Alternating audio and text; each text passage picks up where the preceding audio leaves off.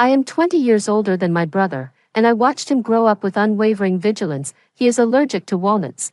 To desensitize him, my mom ground walnuts into paste and powder, sneaking small amounts into his meals. Every time he ate them, he would develop a high fever and his body would swell. My mom and I had countless conflicts before my brother finally grew up peacefully into his teens. She was angry that I didn't respect her and that I was stirring up trouble between her and my brother, who was going through a rebellious phase. My younger brother holds a grudge against me and deliberately fed me an allergen to kill me. When I came to, I had been reborn. My mom held a bowl of walnut drink and yelled at me, "You were allergic as a child, and I fed you like this, yet you still grew up safe and sound." I looked at my 3-year-old brother, who looked utterly innocent, and said, "Mom, you're experienced with raising kids. I'll follow your lead." 1. The bowls and chopsticks slammed down onto the table. My mother's voice was shrieking in my ear. "When I was pregnant with your brother, I ate walnuts every single day, and he turned out perfectly fine. Walnuts are good for the brain, you know. They cost over 20 yuan a pound." That sentence marked the beginning of the argument between my mother and me. I actually got a second chance at life. Before I could even process what was happening, my mom kept going. "You talk about it so ominously all the time, as if I would harm my own son. When you were little and had allergies, I fed you like this, and you still grew up safe and sound. Why aren't you dead yet?" My mouth fell open, but no words came out. "I've had allergies since I was a child," but my mother, being strong-willed, insisted on feeding me the very things I was allergic to, calling it desensitization therapy. My skin was often red and swollen, making me the target of my classmates' ridicule. My body grew frail from years of recurring allergic reactions.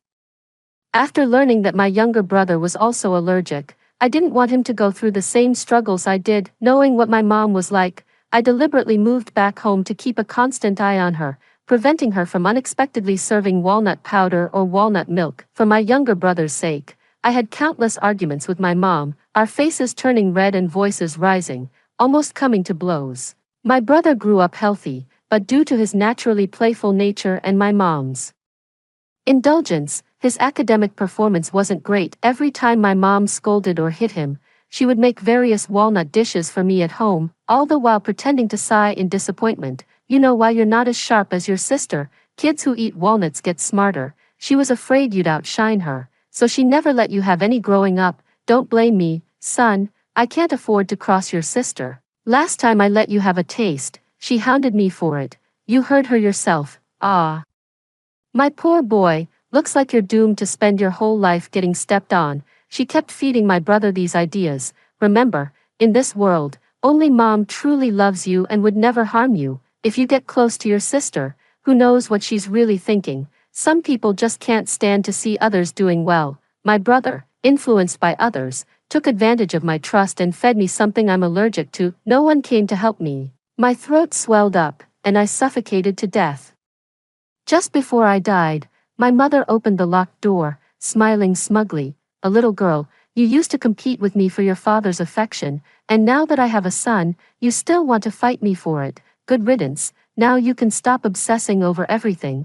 It was only at the moment of my death that I realized my mother had always seen me as a rival in her competition for dominance. I just want to stay as far away from them as possible. The farther away from my mom, the better, and the same goes for her precious son. I immediately interrupted my mom's endless nagging and reverted to my former obedient self. "Mom, you're experienced with raising kids, so I'll follow your lead." 2. My mom was momentarily stumped by the remark, but quickly brightened up, lifting the glass of milk with fresh walnuts. "Eat more walnuts. They make your brain smart. Let's have a sip, my dear. Oh, it tastes so good." My younger brother, at the age where he opens his mouth for anything, pointed at me. Sister, sister." I looked at his innocent face and remembered the hatred in his eyes when he looked at me in my previous life. My brother is 2 years old this year. Last month, while my mom was eating walnuts, she fed him a few. After eating, my brother fell asleep immediately and slept for a whole day. My mom even said he was so well behaved, not crying or making a fuss. It was only when I noticed he was feverish and couldn't be woken up that I rushed him to the emergency room overnight. The doctor gave him an allergy shot, performed some tests, and we spent over 3,000 yuan on the diagnosis. He advised us to be mindful of the child's allergens. My mom grumbled, saying it's such a trivial matter, spending so much money, and it's not like it's life-threatening. I spent the money. She didn't contribute a single cent. After we got home, she started desensitizing my brother by having him eat various things with walnuts in them. Just like today, out of the corner of my eye, I noticed my mother's expression, her brows furrowed,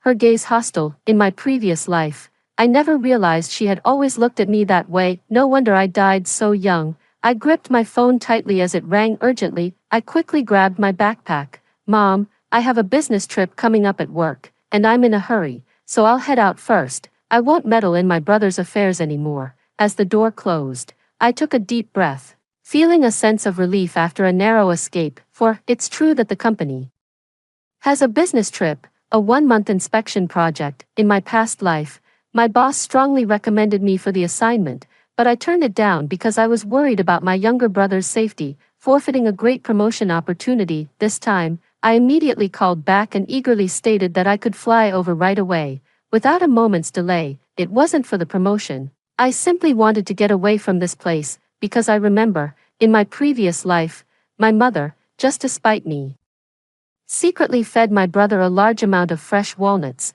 It caused him to go into anaphylactic shock. He was hospitalized for a long time and almost didn't make it. I've never really fought with my mom. If she had used the same gradual, low-dose method to desensitize my brother that she used to feed me, it probably wouldn't have been life-threatening. I hope this time, all our fates can be changed for the better. Once I arrived at the research site, I was run off my feet every day and missed several calls from my mom. I knew she wouldn't be calling with good news, so I was about to ignore it when she called again. I've been in back-to-back meetings these past 2 days, so when I saw the call, I answered it on reflex. The call connected, and there was my mom's barrage of accusations. Why didn't you pick up when I called? Do you know how worried I was trying to reach you? You're completely useless in critical moments. I put my phone aside and gave a perfunctory response. I was working and didn't check my phone. My mom erupted. You're always stuck in that crappy job, and you won't even pick up a call. People would think you're dead somewhere. Listen, hurry up and give. I set her aside to wash up, and when I came back, my mom was frantically calling my name. Gu Lily, are your ears clogged with shit? Hurry up and send me 20,000 yuan right now. Your brother needs hospital fees. I don't have the money. My mom was furious on the other end, and I was getting annoyed, just about to hang up the phone, when I heard my brother's unusually childish sobs. Sister, help me. 5, probably realizing I didn't respond, my mom's teeth-gritting voice came from the other end. Tell her, make her send money back. My brother cried even louder. Mom, stop pinching me. It hurts. Sis, please save me. I'm begging you. Mom says she won't take me to the doctor if there's no money. Sis, you have money. Could you send it to her? My mother chimed in softly in agreement, then raised her voice to threaten that if no money was sent, they'd discharge my brother from the hospital. The two of them played off each other perfectly, and I could practically picture their scheming faces. In my past life, my mom used to manipulate me like this. Knowing I cared for my brother, she would deliberately have him hospitalized every other day. Then she threatened me, saying I wouldn't have money to treat him, and she swindled a lot of money from me. Every time my brother would cry and ask for money, I thought he was on my side, but I didn't realize the two of them were taking me for a fool. I sighed, feeling a bit helpless. Give the phone to Mom, I have something to tell her. My mom's voice was full of smug satisfaction as she said, you can transfer the money to me via WeChat or Alipay. Hurry up, the hospital is in a rush. I spoke calmly. Mom, it's just an allergy. It won't kill anyone. There's no need to stay in the hospital. Doctors are just out to scam money. I had an allergy before, and I just lay in bed at home and got better. I don't think my brother is that serious. He can still talk and cry with energy. Just make him drink more water and go to the bathroom often to flush it out. These are the words she once told me, brainwashing me with them, and now I'm returning them to her, word for word. I turned off my phone and had a good night's sleep. When I woke up, my mom had posted 3 updates on her moments. The first one featured my brother with a face as swollen as a pig's head. The second missed call to me. The third screenshot of my family group condemning me. After my father passed away, I left the so-called family group and deleted most of the people. My mom probably thought that just posting a rant on WeChat Moments wouldn't let me see others' comments, so she took a screenshot specifically to annoy me. Instead of admitting she was the one who caused my brother's allergic reaction, she turned the tables on me. She accused me of being cold-hearted and cruel, saying I had no conscience for not contributing money or effort while my own brother was hospitalized. My mom posted 3 times a day for a whole week on her social media feed, all pictures of my poor brother looking miserable in his hospital bed. When I saw them, I just smiled. With her selective memory,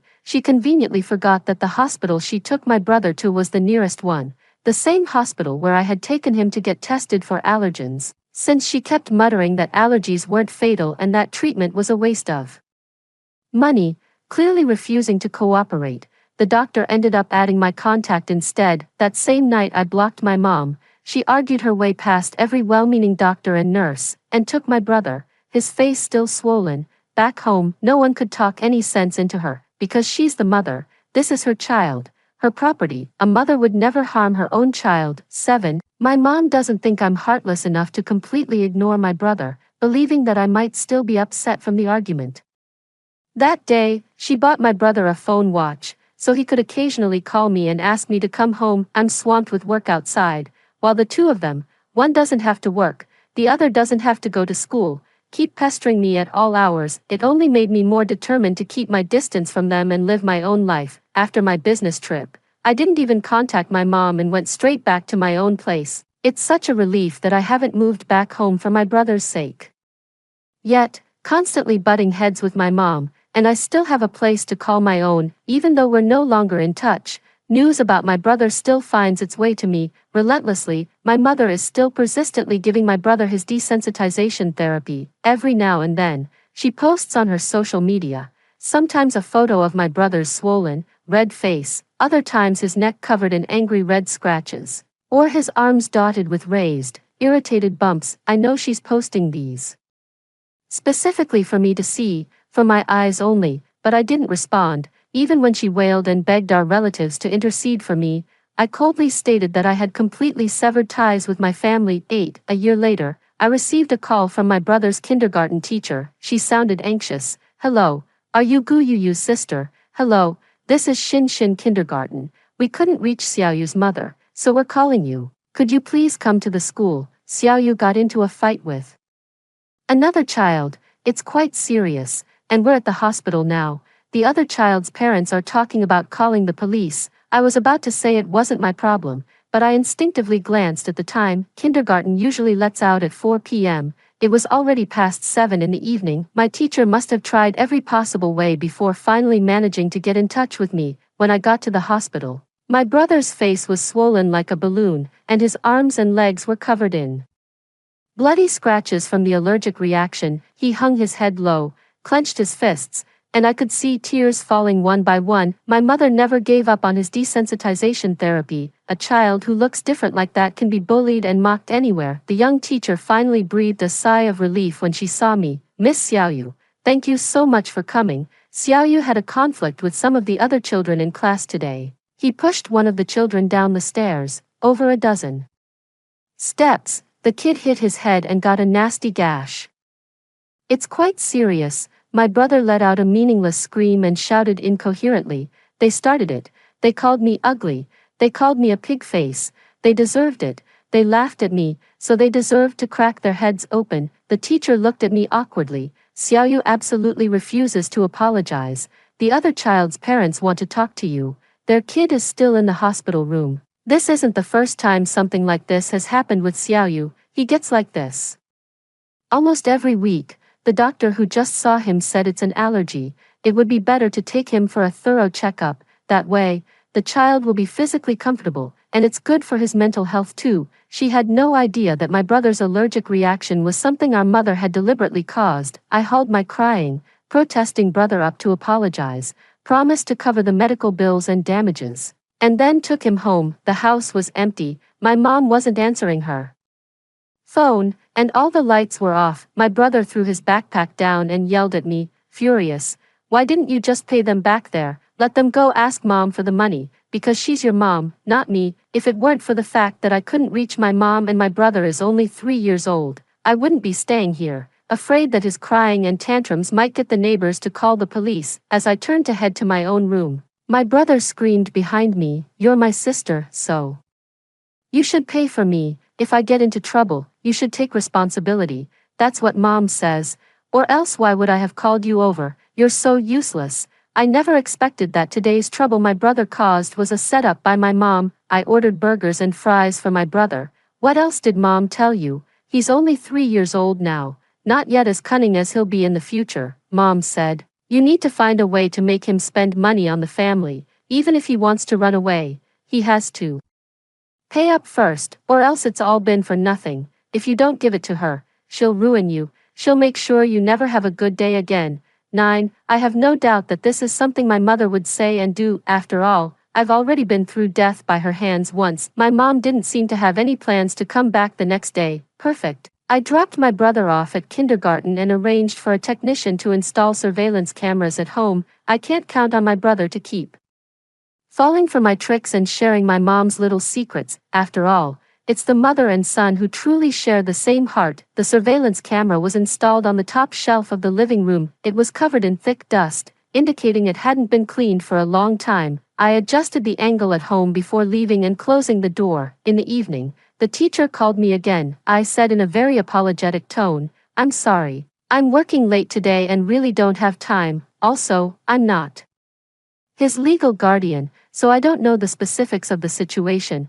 Could you send a message to my mother? Just say that all compensation matters have been resolved and we hope she can return as soon as possible. She will get back to you." After all, my mom went through all this not to make money for herself, but to make me spend money. She's just deliberately making things difficult for me. The teacher seemed a bit speechless. "But we've already finished work. I've been staying late for 2 days dealing with our child's issue.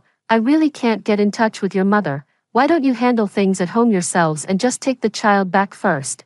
I know the teacher isn't wrong, but I can't just let my mom walk all over me. Give them an inch, and they'll take a mile. It's a waste of time, and in the end, I'm the one who gets the short end of the stick. I apologized to the teacher and said, "If you really can't reach his guardian, you should just call the police. I think it's time I replaced this SIM card I'm using. I don't want to be my brother's second mom." 10. On the surveillance footage, my mom came home late at night with my brother. As soon as she got back, she started ranting. "She's really grown too big for her britches, not caring about you at all. So heartless to leave you at the kindergarten. She's cunning and knew how to trick me back." And nothing was resolved. The next time I called, her phone was off. She was so angry she was gasping for breath, as if she wanted to devour me. Yesterday, I asked the doctor, and the hospital fees for that child, plus the nutrition compensation demanded by the parents, would cost at least 30,000 yuan. Fortunately, my mom isn't short of money.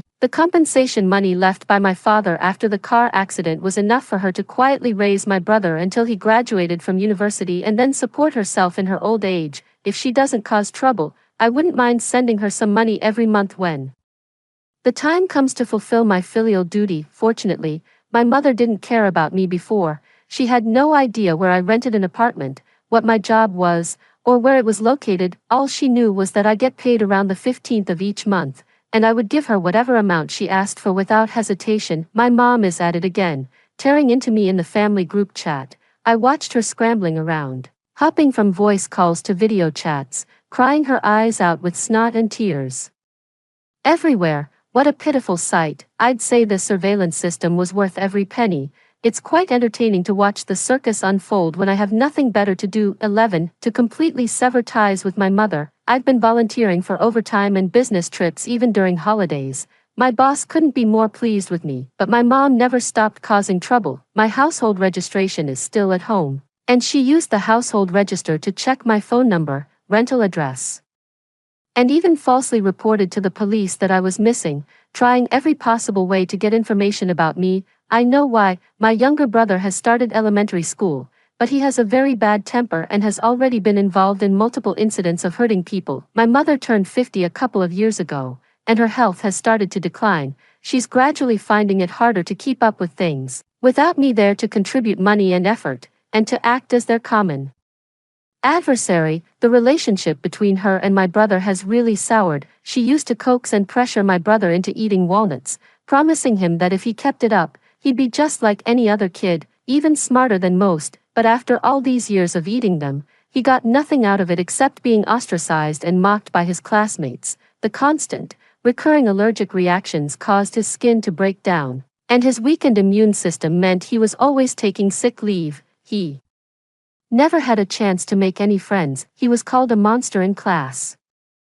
Everyone said he had a contagious disease and refused to play with him. Bullying among kids at school is terrifying, but my mom didn't seem to care. My brother had multiple emotional breakdowns, screaming at my mom that he didn't want any desensitization training, he didn't want to eat walnuts, he didn't want to get smarter, he just wanted to be like everyone else. My mom pretended to agree not to give him walnuts, but in reality, she ground dried walnuts into powder and mixed it into his rice every day, or she would specifically buy walnut oil and secretly drizzle a few drops into the dishes. She was almost pathologically determined to control my brother, just as she had controlled me. After all these years of allergies, my brother wasn't stupid. He argued with my mom in a hoarse voice, threw things around the house, refused to go to school, and wouldn't eat a single thing she gave him. My mom knocked on my brother's door and said, "Your sister had allergies too when she was young, and look how fine she is now. I've fed you this way since you were little,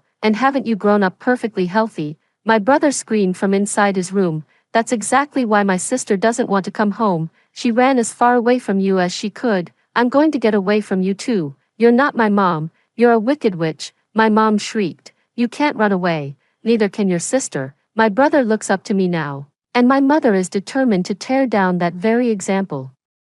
She's desperate to drag her disobedient child back home, to reassert her authority. I turned off the surveillance, picked up my suitcase, and left for a business trip in another city. I figure this is as far as my mother's story goes, a future of utter isolation, clear as day. Just on the third day of my business trip, the police contacted me. My younger brother committed suicide by jumping off a building 12. He jumped from the school building of an elementary school. The teacher saw it, the classmates saw it, and it was all captured clearly on the security cameras. I saw his face was swollen and red, with several bloody-looking scratches running from his forehead all the way down to his chin, covering the entire side of his face. The police said that although my younger brother died by suicide, he had gotten into an argument with a classmate at school beforehand. The possibility that this severe outcome was caused by school bullying has not been ruled out. Your mother is very emotional, and we would like you to come back and cooperate. After all,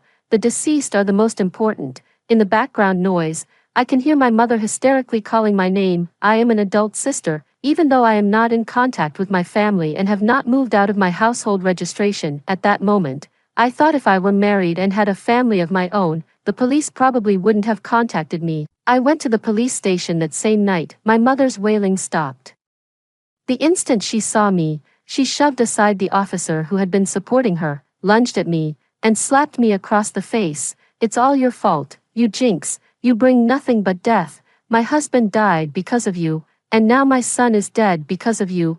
Why don't you just die?" She kept repeating it, making a huge scene and demanding the police arrest me, calling me the murderer. They had already looked into my background before I even arrived, had been out of touch with my family for years, having moved out long ago. I hadn't seen my mother in ages, but considering it a family matter, and with the elderly mother having just lost a son, they didn't resort to forceful measures. They just gave a few verbal warnings and told us to go sort it out elsewhere. I looked at my mother, neither submissive nor arrogant, and said softly, "My brother didn't die, he was set free, he finally escaped from you." He didn't hesitate when he jumped, there was even a smile on his face. My mother was acting like a complete lunatic, trying to claw at my face again. I dodged her, not giving her another chance to hit me. "I'll be moving my household registration out soon, but rest assured, I'll send you money every month according to legal standards for your old age. If you ever fall ill or face any difficulties in the future, I'll send you to a nursing home and take care of your medical needs." My mother's eyes were bloodshot. "No, you're my child. How can you not live at home? How can you want to stay far away from me? There are no parents who are not right. I am your mother. Even if I made a huge mistake, you should forgive me." I gave a cold laugh and turned to leave. 13. I contacted a lawyer friend, and she hesitated to speak. Lily, your mom is calling you out on the video platform. It's not wise to officially cut ties with her right now. She sent me an account. I clicked on it, and it had a series of daily updates. I immediately recognized my mom's voice. Most of the videos either complain about or miss the rebellious daughter who left home. She posted screenshots of the missed calls she made to me and the WeChat messages she never got a reply to. In between, my brother was hospitalized due to illness, crying as he called me, only to hear the repeated message, "The number you have dialed is out of service." I suddenly remembered what my brother said years ago. My mother wanted to ruin me. At first, she spread rumors to tarnish my reputation among people around me, and now she's doing it online. My brother is dead, and without anyone to control her, she's gone even crazier. She went live, where she bitterly complained about my heartlessness. She was always closer to her dad since she was young. Her dad was frequently away on business trips, and when he occasionally came back, they would hug and hold each other. I took care of her daily life at home, getting up at 6 every morning to cook, and I never did anything wrong by her when she was in school.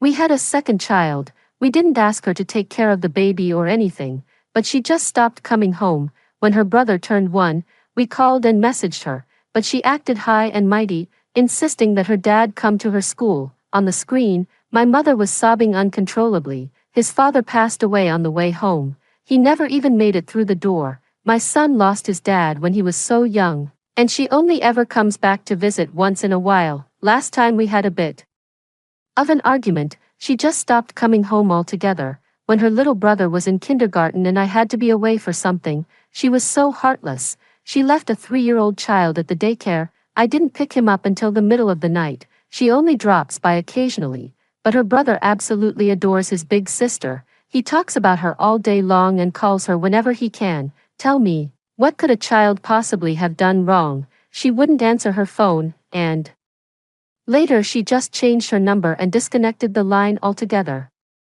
My mother was sobbing uncontrollably. Through the screen, her eyes, which had been terrifyingly bloodshot, now looked pitiful. Her brother passed away yesterday, and he suffered a great injustice at school, yet when she came home, she didn't show a shred of concern. She only came back to tell me she's cutting ties with me, that she wants to move her household registration out, and that she'll never care for me again. I'm almost 60 years old. How could she say something so heartless and cold-blooded? Now, I can't reach her at all. I don't know where she works. I don't know where she lives.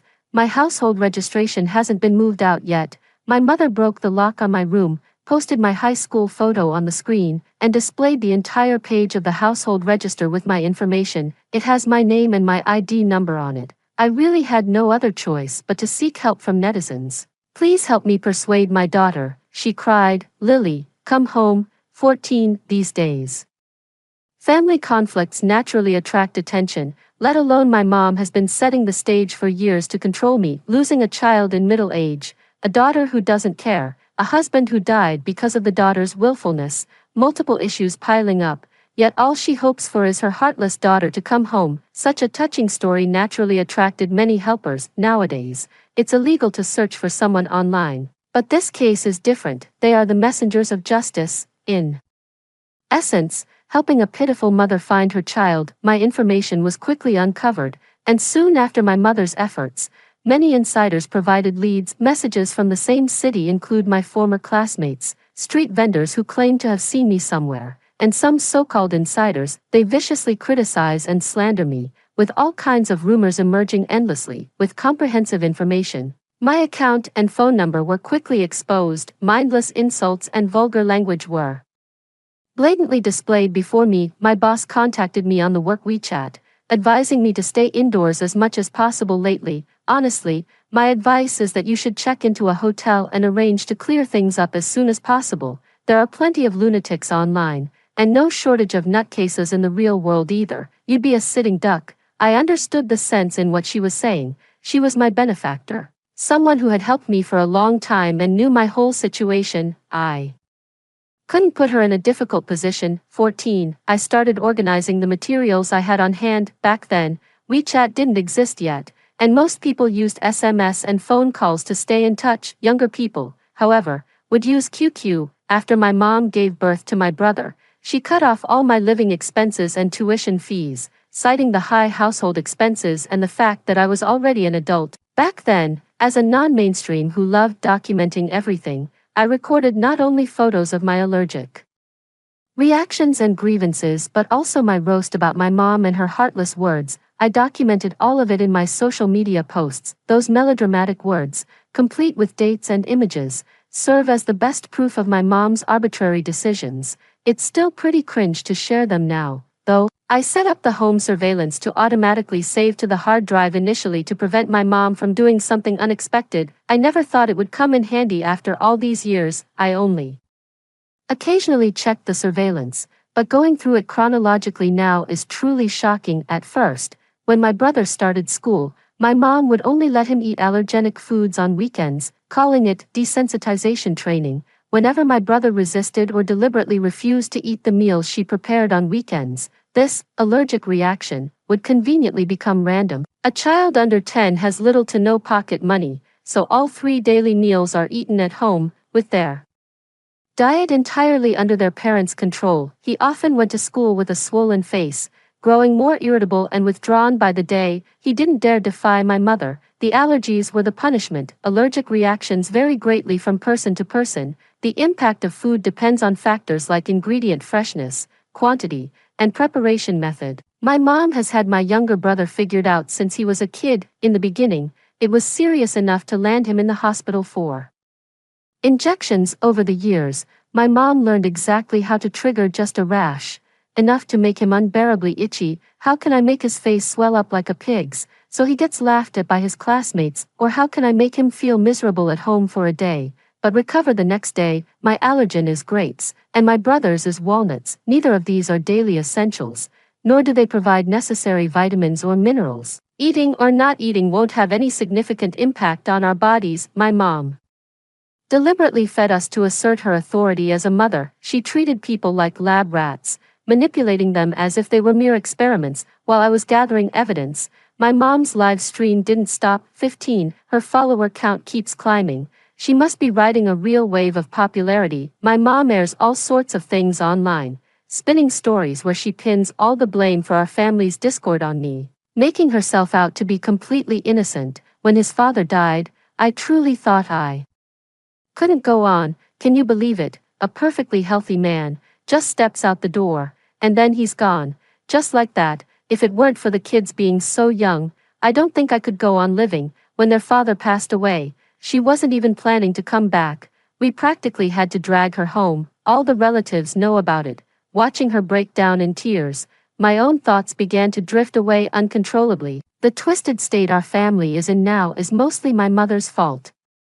Though my father's death was also a crucial turning point, his passing changed our entire household. I was lost in thought when a sudden, heavy pounding came from the front door. Lately, it's been like this. I keep getting these weird, inexplicable disturbances. I was ignoring it at first, until the person outside spoke up. "Lily, it's me, it's your aunt." I opened the door, and there stood my aunt, her face streaked with tears. Giving me a hug, she said, "Child, you've suffered." She was my father's younger sister, and she stayed by his bedside until his last moments. She never tried to persuade me to reconcile with my mother, so we occasionally kept in touch. She brought my father's diary and sobbed as she spoke to me. "Lily, I'm so sorry. I've been keeping this from you all this time.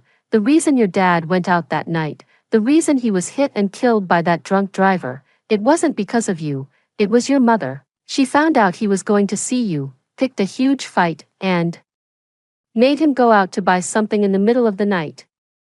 She threw him out into that pouring rain without even an umbrella." I stood there frozen as my aunt continued to unravel the truth of what happened that year. The reason I repeatedly interfered in my brother's affairs, despite it not aligning with my character, was because I felt guilty after my father's death. I thought it was my fault that he lost his childhood under his father's protection and had to live under my mother's control for the rest of his life, which was pitiful. But now, after feeling guilty for so many years, someone told me that my father's death wasn't my fault. I even lost my life in my previous life because of this lie. This is utterly absurd, completely ridiculous. I couldn't keep the tremor from my voice. "You knew all along. Why didn't you tell me? Do you have any idea what I've been through all these years? Do you know how guilty I've felt? As my accusations hung in the air, it suddenly hit me. My aunt knew, she had known all along, because after my father died, all the relatives were blaming me, but she wasn't. My aunt stammered. At the time,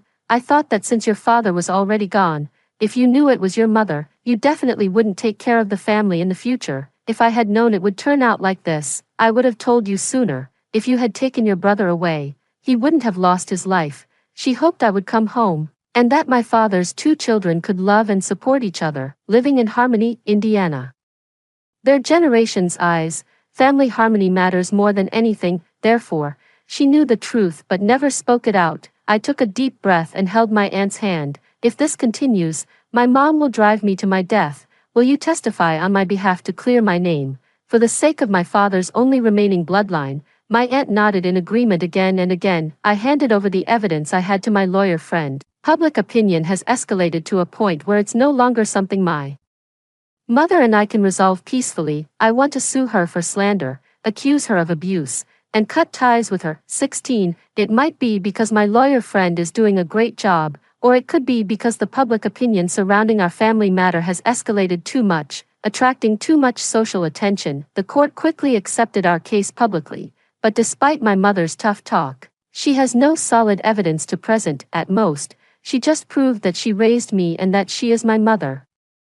That's all. My lawyer laid out the evidence piece by piece, and my mother is facing prison time. When she learned of the verdict, she couldn't control her emotions and screamed, "You're my child, your life is mine, you should obey me." What allergies? You and your brother are just being dramatic. Why can everyone else eat it but not you? Didn't it kill you? Did it? She was acting wildly and was taken to the hospital for examination. She doesn't have a mental illness. What a tremendous piece of good news. The day my mother's verdict was handed down, I posted all the evidence along with the judgment online. Following that was another lawsuit, a long list of users who had slandered me, which could fill several A4 sheets when printed. I want them to know that the internet is not a lawless place. Public opinion flipped again in no time. Those forgetful netizens, like fickle grass bending with the wind, started viciously cursing my mother, wishing her a terrible death. They ignored my efforts to defend my rights. Some offered me public apologies, while others stealthily deleted their comments, deactivated their accounts, foolishly thinking they could just vanish. The internet has no memory, because everything moves too fast, and the cost of spreading lies is far too low, because they had never crossed paths with someone truly uncompromising, someone with the guts to hold them accountable. My lawyer friend was sorting through the documents. You've had your moment in the spotlight with the public opinion buzz. Why not try live streaming to sell some goods? I waved my hand dismissively. Nah, I've got other things I actually want to do. I ordered a bouquet from the florist and began my slow, leisurely walk up the mountain path. Hey, Dad, it's been a while. I finally mustered the courage to come see you. 17 extra. My parents were 26 and 46 when they had me, and they insisted on having my younger brother when they were 46, being older parents, and with an unexpected pregnancy. Giving birth to my younger brother cost a lot of money, almost emptying our family's savings. Not long after my younger brother was born, my mom called me. "Lily, you know how things are with our family. Now that you're an adult, you could start working a job, get a little real-world experience. Your father's health isn't great either. I haven't even mentioned this to him, so please don't put him in a difficult position." I said okay. I started looking for internships to cover my living expenses and tuition. It was exhausting, but college was the first time I was away from home. I hadn't had any allergic reactions for almost a year. I felt an overwhelming sense of joy, thinking everything was fine, when suddenly, an unexpected event occurred. It was when my younger brother turned 1, and according to custom, the family should hold a first birthday celebration for the child. I'm too busy, and my mom hinted that I should give my younger brother a big red envelope when I go back, so as not to make the relatives laugh at me. My mom and I have never gotten along, and with over a year of no contact, I really don't want to see this family of 3. You're not giving me a living allowance, and I only have a little money on me, so I can't give your son a red envelope, nor can I afford a bus ticket. There was my dad's voice on the other end of the phone, but I didn't catch what he said. It seemed to be about money too, but what's it got to do with me? For over a year now, my dad And I haven't been in contact at all. He ignored all my initial pleas for help, unwilling to even spare $20. Their little family of 3 had long since shut me out. 3 days before my younger brother's birthday, my father came to my school. He handed me a thick red envelope,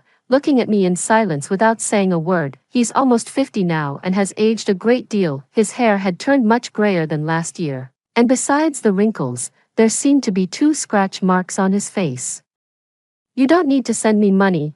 I can cover my tuition and living expenses myself.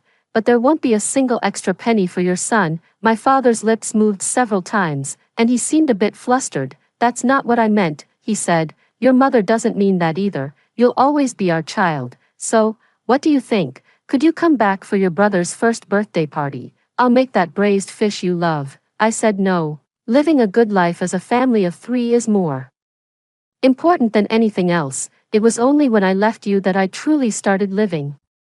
I placed the red envelope in his hand and left. He got into a car accident on his way back, and the day he died happened to be my brother's birthday. My mother, wailing, brought a bunch of relatives to force me home, making me see how horribly my father had died that day. Their scolding and accusations almost drowned me. Instead of blaming the drunk driver who fled, they blamed me. That wasn't my fault at all. It's not like I asked Dad to come. My mind tells me this, yet I'm overwhelmed with guilt. Because I never even spoke to him properly. The last version of me he saw was a sarcastic, prickly one, and a resolute back, all too eager to walk away from him. Only after someone dies do I truly understand. In the face of life and death, everything else really is trivial. All is forgivable. My aunt came to me and handed me an envelope stuffed full of money, which was what my dad had wanted to give me on the day of the accident. "Lily, this is what your dad entrusted to me before he passed away. Take it. The money is in the envelope, completely clean. Your dad came over that day to apologize to you, but he couldn't say it out loud. He was thinking about you till the end. He works outside all year round, and your mom takes care of everything at home. They've been struggling financially these past 2 years, and he's asked me for help several times." My aunt held my hand, tears streaming down her face. "Don't blame your dad. He loves you. He cares about you. Your dad said that if you don't want to come home, you should take care of yourself. Part of his compensation is specifically reserved for you, and your mom doesn't even know about it." This only made me feel more guilty, so I'd occasionally come back in my father's place to check on things. In my past life, when I found out my brother was having an allergic reaction, I made the firm decision to return home. It's because I realized that I at least have some childhood memories of my father protecting me, while my brother has nothing like that. His father was away on a business trip and couldn't make it back home. I'm the only one who can protect him now. I can't let my little brother suffer under mom's torment any longer. I never imagined that the brother I'd shielded and raised would come to despise me, just like mom does. In my final moments, I thought, if there's a next life, I'll stay far away from them. We won't be family ever again. Story 2. Our White Fox clan is naturally blessed with fertility, making us the most sought-after beast consorts among all tribes. Upon coming of age, the Fox Queen presented 2 secret pills for my sister and me to choose from. My sister chose the succubus pill and married the Dragon Prince, hoping to monopolize her husband's favor through seduction arts. Little did she know Prince Jackson cared only for the world's welfare, having no interest in romance. His mastery of the ruthless path cultivation reached perfection. My sister's amateurish seduction techniques couldn't sway him, only earning his greater disdain. Though I married into the lowliest branch of the Tingsha clan, I secured my position as queen by bearing the Snake King 9 dragon heirs with the divine embryo pill. My jealous sister, unable to bear my prosperity, stole my inner core during her congratulatory visit to the Serpent clan. When I reopened my eyes to find myself back at the moment of choosing the secret medicine, watching my sister snatch the divine embryo pill and demand to become the aged Tingsha King's concubine, I knew she had also been reborn. She believed this life would bring her the king's favor and make her the envied queen of Tingsha, yet she didn't know there was a reason why the Tingsha king, despite his advanced age, still had no heir. These are my White Fox clan's rare secret medicines. One is the Temptress pill, the other is the divine embryo pellet. You sisters must choose for yourselves. The Fox Queen carefully took out an exquisite box from her dressing case, while saying we should choose ourselves, She deliberately glanced at Sister Aurora when mentioning the temptress pill. This familiar scene made me realize I had been reborn, returned once more to this coming-of-age day, the moment of choosing the secret medicine. Although my sister and I are both princesses of the White Fox clan, there is a clear distinction between our statuses. My sister was born to the current Fox Queen, raised with endless pampering and adoration, while I was merely the unwanted fruit of my father's romantic debt during his travels in the human world. Hence the Fox Queen has always despised me. In our past life, it was under her subtle suggestion that my sister unhesitatingly chose the demon seduction pill, for our White Fox clan is naturally fertile, often bearing multiple offspring in a single pregnancy. Moreover, my sister was about to marry the Dragon Prince. Their union would naturally produce superior dragon heirs, making the divine fetus pill an unnecessary measure. To enhance their quality, this demonic charm pill is a lowly drug used to ensnare husbands, something proper fox maidens would never stoop to use, yet it serves perfectly to humiliate me. Coinciding with the old Tingsha king's expansion of his harem, the Fox Queen and my sister conspired, sending me off in a bridal sedan to the Tingsha clan, forcing a young fox like me to serve an ancient serpent on the brink of decay. But after marrying into the Dragon clan, my sister discovered that Crown Prince Jackson cared only for the world's welfare, utterly indifferent to matters of romance. Unable to endure the neglect, she tried using seduction arts on Jackson, only to find he had mastered the path of emotionless asceticism to perfection. Freshly dosed with the charm pill and lacking proper refinement, her amateurish allure couldn't possibly sway him. Instead, it was the elder sister's shameless seduction of Jackson and subsequent rejection that became known throughout the realms, leaving her utterly disgraced and hiding in her cave dwelling day after day. Yet I benefited from the divine embryo pill, granting the Serpent King children in his old age 9 dragon heirs at once, no less. The Serpent clan deemed it a blessing from the Heavenly Father, crowning me as queen with a grand coronation attended by envoys from all clans to celebrate. Consumed by envy at my good fortune, my sister used the congratulatory visit as a chance to bewitch me with her charms and cruelly devour my inner core. I looked at my sister Aurora beside me, her face full of certainty, and clenched my fists tightly, forcibly suppressing the hatred in my heart. Mother Queen, I want the divine embryo pill. Aurora snatched the medicine bottle containing the divine embryo pill and swallowed it in one gulp, afraid that I might take it from her. Aurora, you're crazy. The Fox Queen couldn't stop her in time and shouted anxiously, you're so foolish. You're going to marry the Dragon Prince, with both of your pure bloodlines. Why worry about not producing superior dragon offspring? This divine embryo pill is completely useless to you. This succubus elixir would actually benefit you. The Fox Queen panicked, wishing she could either dig the pill out of her sister's mouth or make her swallow both pills. It's a pity that these Fox clan's secret medicines counteract each other's effects. A fox can only take one type. Greedily consuming more will lead to backlash from the medicinal forces. Aurora, however, remained confident and patiently reassured the Fox Queen, Mother, I don't want to marry Jackson. The Serpent King is the one who truly holds my heart.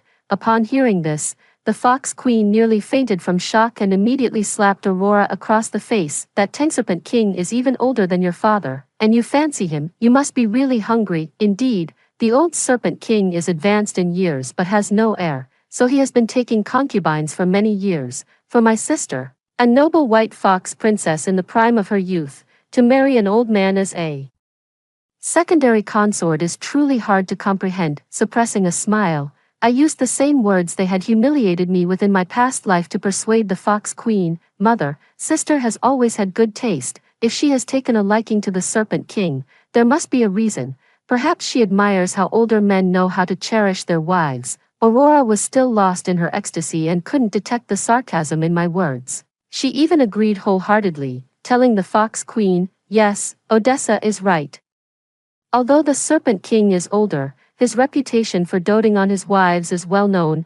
I won't suffer if I marry him. The Fox Queen saw Aurora's unwavering determination and realized she couldn't persuade her otherwise. Reluctantly, she nodded in agreement while muttering, what reputation of a doting wife? I've never heard of such a thing. Only then did she remember me, thrusting the succubus pill into my hand. Odessa, I bestow this succubus pill upon you, when you live a good life in the future. Don't forget your sister's great kindness. it was she who yielded it to you. My eyes lowered, my face remained calm, but inside I was trembling with excitement. Aurora walked to my side and patted my shoulder. Congratulations, little sister, you'll soon be the Dragon Prince's consort. Watching her inability to distinguish right from wrong, I couldn't help but find it amusing. She truly believed the Tingsha king was some caring and considerate old treasure, when in reality he's just a deranged and rotten scoundrel. In the blink of an eye, the day of my sister's and my wedding arrived. The Fox King and Queen prepared a lavish dowry for Aurora, while I only had a shabbier palanquin than in my previous life and a pitiful wedding dress that my sister had rejected. The Dragon clan sent envoys to fetch us, but my father paid no attention to me, only holding Aurora's hand with a worried expression as he gave her instructions. Watching the heartwarming scene of father-daughter affection before me, I felt a pang of loneliness, but I soon let it go. Aurora would surely face endless hardships with the Tingsha clan, so why should I begrudge her this moment? The higher she was held in esteem by her family, the greater the fall would feel when she faced the Tingsha king. As I boarded the sedan chair, I caught a glimpse of the Tingsha king himself coming to welcome his young bride, reborn into this life. I still tremble instinctively at the sight of him. In my past life, he threw all the dragon children into the furnace before my eyes, refining them into a so-called dragon pill, which he swallowed without hesitation. Only then did I realize that the children I endured such torment to bear were merely tools for his ascension to dragonhood. With a fawning expression, he approached Aurora, gazing greedily at his beautiful young wife, unable to conceal the cunning and calculation in his eyes. Originally, he was dissatisfied with me as his concubine, considering my low status and impure bloodline, which naturally affected the efficacy of the dragon pill. His ideal wife was precisely a noble white fox like Aurora with such distinguished lineage. Thus, in my previous life, after I lost my usefulness, he quickly reconnected with the lonely and restless Aurora, and the two of them colluded to steal my inner core. Seeing the Tingsha king personally come to fetch her, Aurora shyly lowered her head. You should know that even I, the Dragon clan's crown princess, only had envoys sent to fetch me, though she's merely a concubine. The fact that the king of the Tingsha clan personally came to receive her shows just how much favor and love King Bo holds for her. Aurora was utterly smug, watching me sitting alone in the small bridal sedan from afar. She transmitted her voice to the Fox clan. Father, mother, you see, I told you the Tingsha king is a considerate and affectionate husband. You can rest assured now. As for my younger sister over there, it looks rather desolate. Could it be that the Dragon clan is dissatisfied with her status and deliberately giving her a hard time? I retorted with a cold laugh. I heard the Tingsha king has married 98 concubines, and personally welcomed each one every time, with such equal treatment. I truly failed to see where the Tingsha clan's special regard for elder sister lies. Aurora was left speechless by my retort, her face flushing crimson. Gnashing her teeth, she hissed, "Just you wait, there'll come a day when you'll be crying." My father quickly intervened to smooth things over, urging the palanquin bearers to carry me away before turning to bid Aurora a reluctant farewell. I was delivered to Jackson's palace. Jackson practiced the path of emotionlessness, having no interest in matters between men and women. Taking a wife was merely for the sake of producing heirs. The palace maids showed me no respect either. It was clear I wouldn't gain favor. Who would bother currying favor with a crown princess who held only an empty title? Thus, apart from briefly meeting Jackson on our wedding day, I was left neglected in the palace for 3 consecutive months. News of the White Fox clan's crown princess falling out of favor right after marriage spread across all realms, making me the cautionary tale for marriageable young women of every tribe. Meanwhile, ever since Jackson went to the Tingsha clan, he became the object of Bo's intense affection. The two became inseparable, drawing envy from young women of all tribes, until suddenly, war erupted at the divine realm's borders. Demonic beasts ran rampant, bringing suffering to the divine clan's people, and Jackson was ordered to suppress them. I suddenly remembered, in my previous life, it was during this very battle that Jackson fought desperately, sustaining near-fatal injuries that nearly destroyed his 10,000-year cultivation. Upon returning to the Dragon clan, he entered seclusion for a century. At that time, even though I was far away in the Tingsha clan, I was deeply moved by his self-sacrificing spirit and recognized him as the great hero of the divine clan in my heart.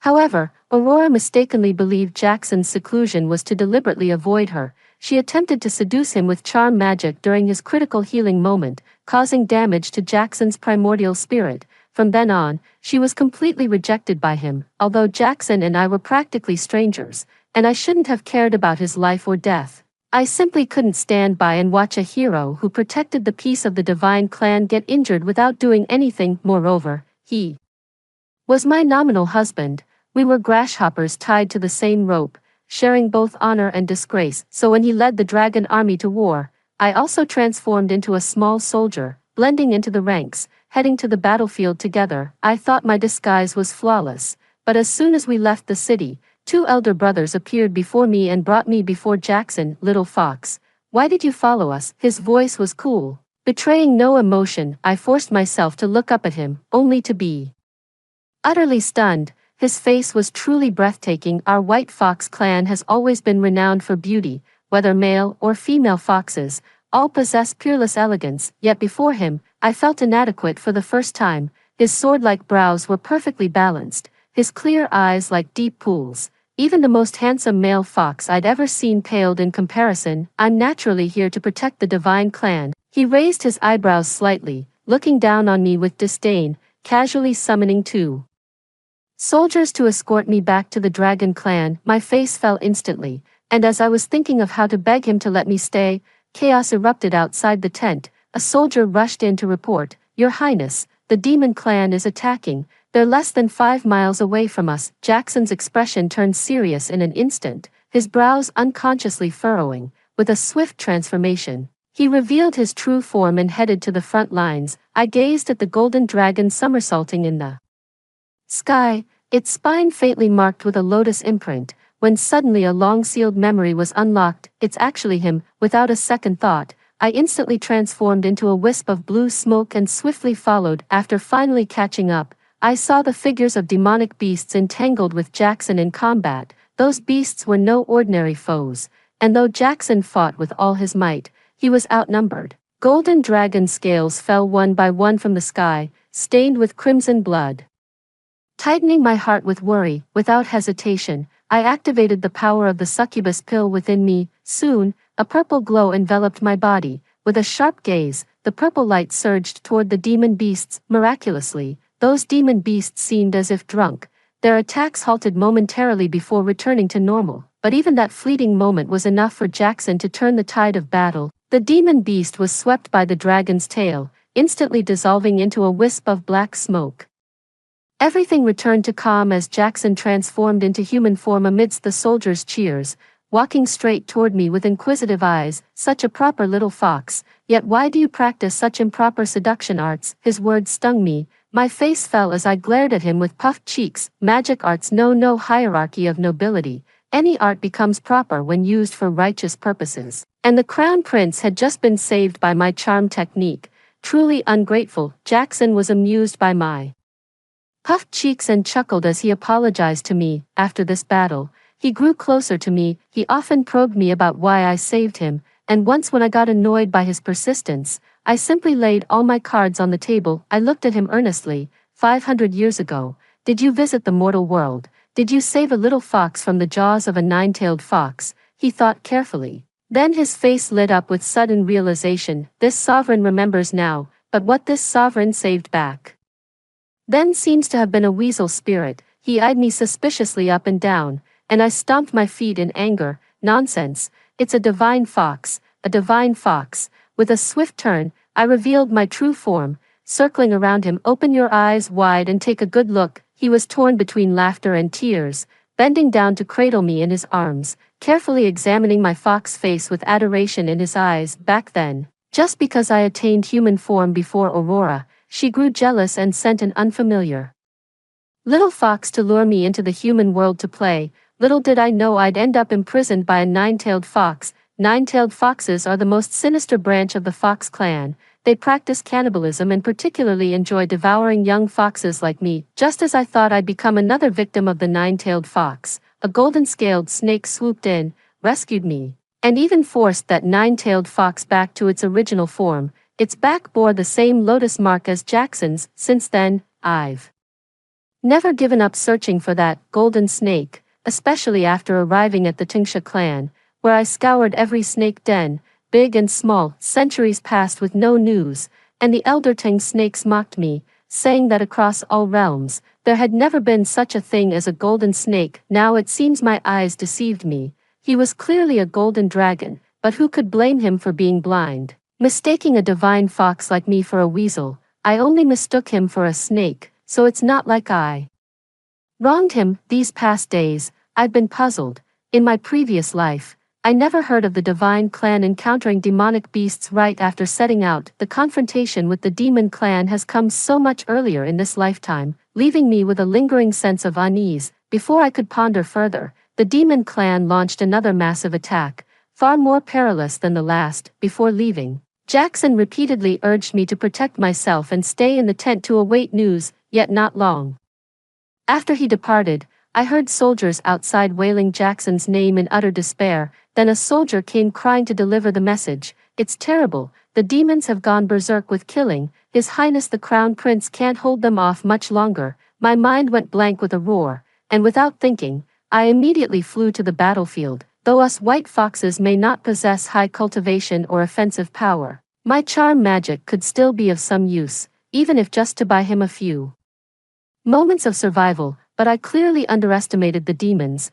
They wouldn't stumble over the same place twice. My charm magic failed, even when I channeled all my cultivation power. With dense purple chi so thick it could drip water around me, those demonic beasts remained completely unaffected. Utterly frustrated, I could only fight desperately. My vision was obscured by the demonic miasma, making it impossible to see the battle situation. For a long time, I couldn't spot Jackson's figure. Suddenly, a tremendous explosion echoed across the sky, followed by golden light overflowing and overwhelming the dark energy. Focusing my gaze, I saw Jackson actually detonate his golden core, perishing together with the demonic tribe. I watched helplessly as all the demonic beasts around me turned to dust, and Jackson, my savior, my husband, also lost all signs of life. Somehow, my heart ached so badly that tears streamed down uncontrollably. Only one thought filled my mind. He cannot die. So, with a swift motion of my blade, my face turned deathly pale from the excruciating pain, yet I mustered all my strength to channel my cultivation technique, forming my severed tail into an inner core and infusing it into Jackson's body. Seeing the golden light around him, which had been dim, shine brightly again, my heart finally settled, and darkness swept over my vision as I fainted. I felt as if I had slept for a very long time, with someone gently calling my name, Odessa. Filled with deep concern, always in my ears. When I opened my eyes again, I was momentarily dazed. Looking around, I found myself back in the Dragon Clan's mansion. I reached down to touch beneath me. It was bare and wrapped in bandages. This was indeed not a dream. I'd become a tailless, ugly fox. At this thought, I couldn't hold back anymore and burst into loud sobs. My crying attracted Jackson, who had actually been keeping watch in the room next to mine. He strode forward and, under the gaze of numerous palace maids, gathered me into his arms, carefully stroking my fur, while whispering comforting words. Odessa, you're finally awake. It's okay now. It's okay. I looked up at him. Jackson, I'm just glad you're all right.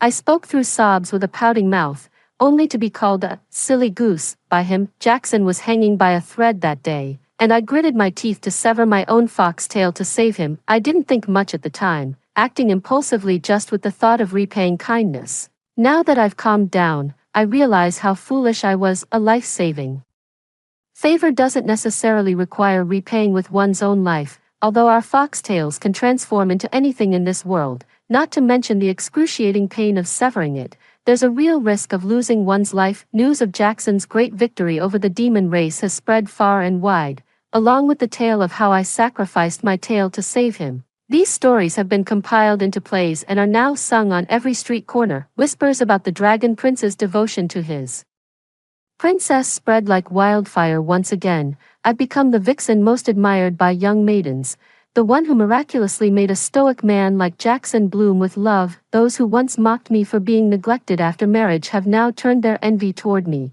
shedding barrels of tears over the profound love between Jackson and me. Naturally, Aurora heard about my exploits. Unable to contain herself, She rushed straight to the dragon clan to find me. When she arrived, Jackson was carefully peeling grapes for me on the couch, feeding them to my lips. Aurora instantly burned with jealousy, her eyes fixed fiercely on Jackson. You must know, in the previous life, Jackson never once showed her a kind expression, always keeping her at arm's length. Even when she used seduction techniques hoping for a wild night with him, he saw through it effortlessly and sternly refused. Such an unattainable man was now attentively serving me hand and foot, which naturally made her feel resentful. I smiled and asked Jackson to leave first, so we sisters could talk properly. He nodded and even closed the door for us as he left. Aurora couldn't hold back any longer and sneered. Who would have thought Jackson emerged completely unscathed from the demon clan battle? Those beasts were truly useless.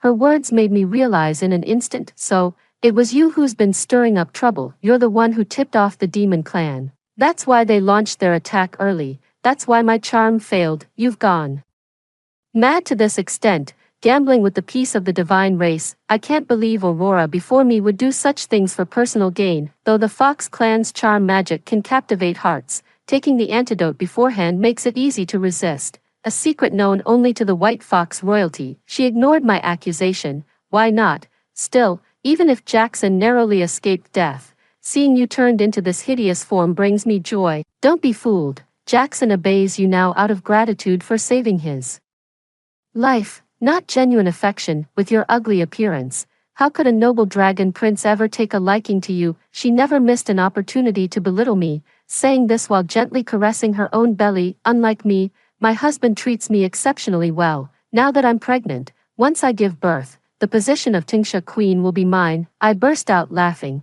Treats you well. Planting parasitic insects in your body is what you call being treated well. If he truly treated you well, how could you have become so haggard so soon after marriage? Her expression changed. Originally, Aurora's beauty was among the finest in the clan, but now, though not drastically altered, she had visibly lost weight and looked utterly exhausted. I knew it must have been Bo's doing. In my past life, he treated me the same way, using the excuse of restoring my health to plant parasitic insects in my body, subjecting me to the agony of being gnawed by countless worms every night. Back then, I thought it was all for bearing superior offspring, so I endured it with clenched teeth. Only later did I realize everything was for his own dream of ascending as a dragon. In his eyes, both me and our dragon children were merely stepping stones on his path to immortality. All his apparent care and affection in public were just smokescreens. Once we were no longer useful, we'd be cast aside without hesitation. Aurora exclaimed in surprise. How could you know? Could it be, you've also been reborn? I looked at her with a half-smile, making her uneasy. What else do you know? Tell me quickly, sister. Why be so nervous? With your peerless beauty and noble status, perhaps the Tingsha king truly loves you. Her expression softened slightly. Right, maybe you suffered in the Tingsha tribe in your past life, but that doesn't mean Bo would treat me the same way in this lifetime. After all, I'm the noble White Fox princess by blood. Naturally not something a lowly wild fox like you can compare to. The more she spoke, the more smug she became, as if already convinced she was Bo's exception. With one hand on her waist, she swayed away with fox-like steps. That night, Jackson slipped into my room, pinned me beneath him, his expression complicated. I'm not being good to you out of gratitude, little fox. Do you understand? My mind went blank. What did he mean by this? My heart delights in you. What? But didn't you cultivate the path of emotionlessness? Is my charm technique really this powerful? He lowered his head to silence my rambling lips, and I completely lost my senses. Whatever, he's so good-looking anyway. It's not like I'm losing out. Early the next morning, I rubbed my sore waist and stretched with a big yawn. Seeing Jackson already fully dressed by the bed, I couldn't help but ask, Jackson, does dual cultivation in your emotionless path affect your cultivation base? He gave me a helpless glance and tossed out, you'll find out later. Only when night fell did I understand what he meant. Perhaps he had abstained for too long. After tasting the sweetness of dual cultivation, he dragged me into it night after night, never tiring of it, never getting enough. Facts proved that dual cultivation in the path of heartlessness did not hinder his cultivation at all. On the contrary, I faintly sensed he had grown even stronger than before. 3 months later, I looked at my slightly swollen belly and sighed in distress. In my previous life, my entire pregnancy had been extremely difficult. The parasites inside me became more active because of the fetus, tormenting me relentlessly, leaving me sleepless night after night. Bo thought I was being overly sensitive. Do you really think you're here to enjoy luxury? If you can't even handle this little hardship, what's the point of me keeping you around? Therefore, I had a natural aversion to pregnancy. Jackson noticed my mood and gently pulled me into his arms. What's wrong? Don't you like children? I shook my head, just a bit scared, not knowing what kind of cub I'll give birth to. Jackson chuckled, comforting me. Silly fox. As long as it's your cub, I'll love it. So even after cultivating the path of emotionlessness, one isn't truly without emotions after all. The Dragon Clan, upon learning of my pregnancy, specially held a palace banquet to celebrate. During the meal, Jackson thoughtfully took care of me, and in no time my plate was piled high with food. Aurora and Bo were also in attendance at this time. Aurora was nearing her due date, her belly so large it looked ready to burst at any moment. She was immensely proud of her pregnancy, boasting to everyone she met that the royal physician had taken her pulse and predicted she was carrying at least 5 pups. This would be considered a tremendous joyous occasion among the Tingsha clan, with neighboring guests showering her with praises for her good fortune. Some recalled that Aurora and I were sisters, seizing the opportunity to curry favor with me. How enviable the Fox King and Queen are. Both daughters are so blessed, especially the Crown Princess. Just look how deeply affectionate the Crown Prince is with her. Aurora's previously flower-like smiling face instantly darkened as she sneered sarcastically. Anyone with eyes can see His Highness merely feels gratitude toward her.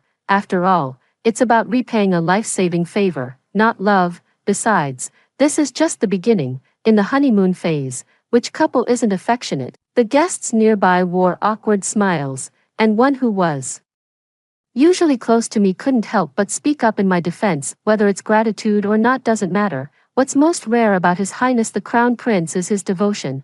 Having only the Crown Princess by his side shows his deep affection, unlike a certain someone, who at his age behaves disgracefully with a harem of over 100 concubines. Utterly shameless, everyone around could tell she was mocking Bo, and Aurora immediately felt humiliated, rolling up her sleeves ready to argue with her. Bo stepped in to mediate. Cut it out, this is embarrassing.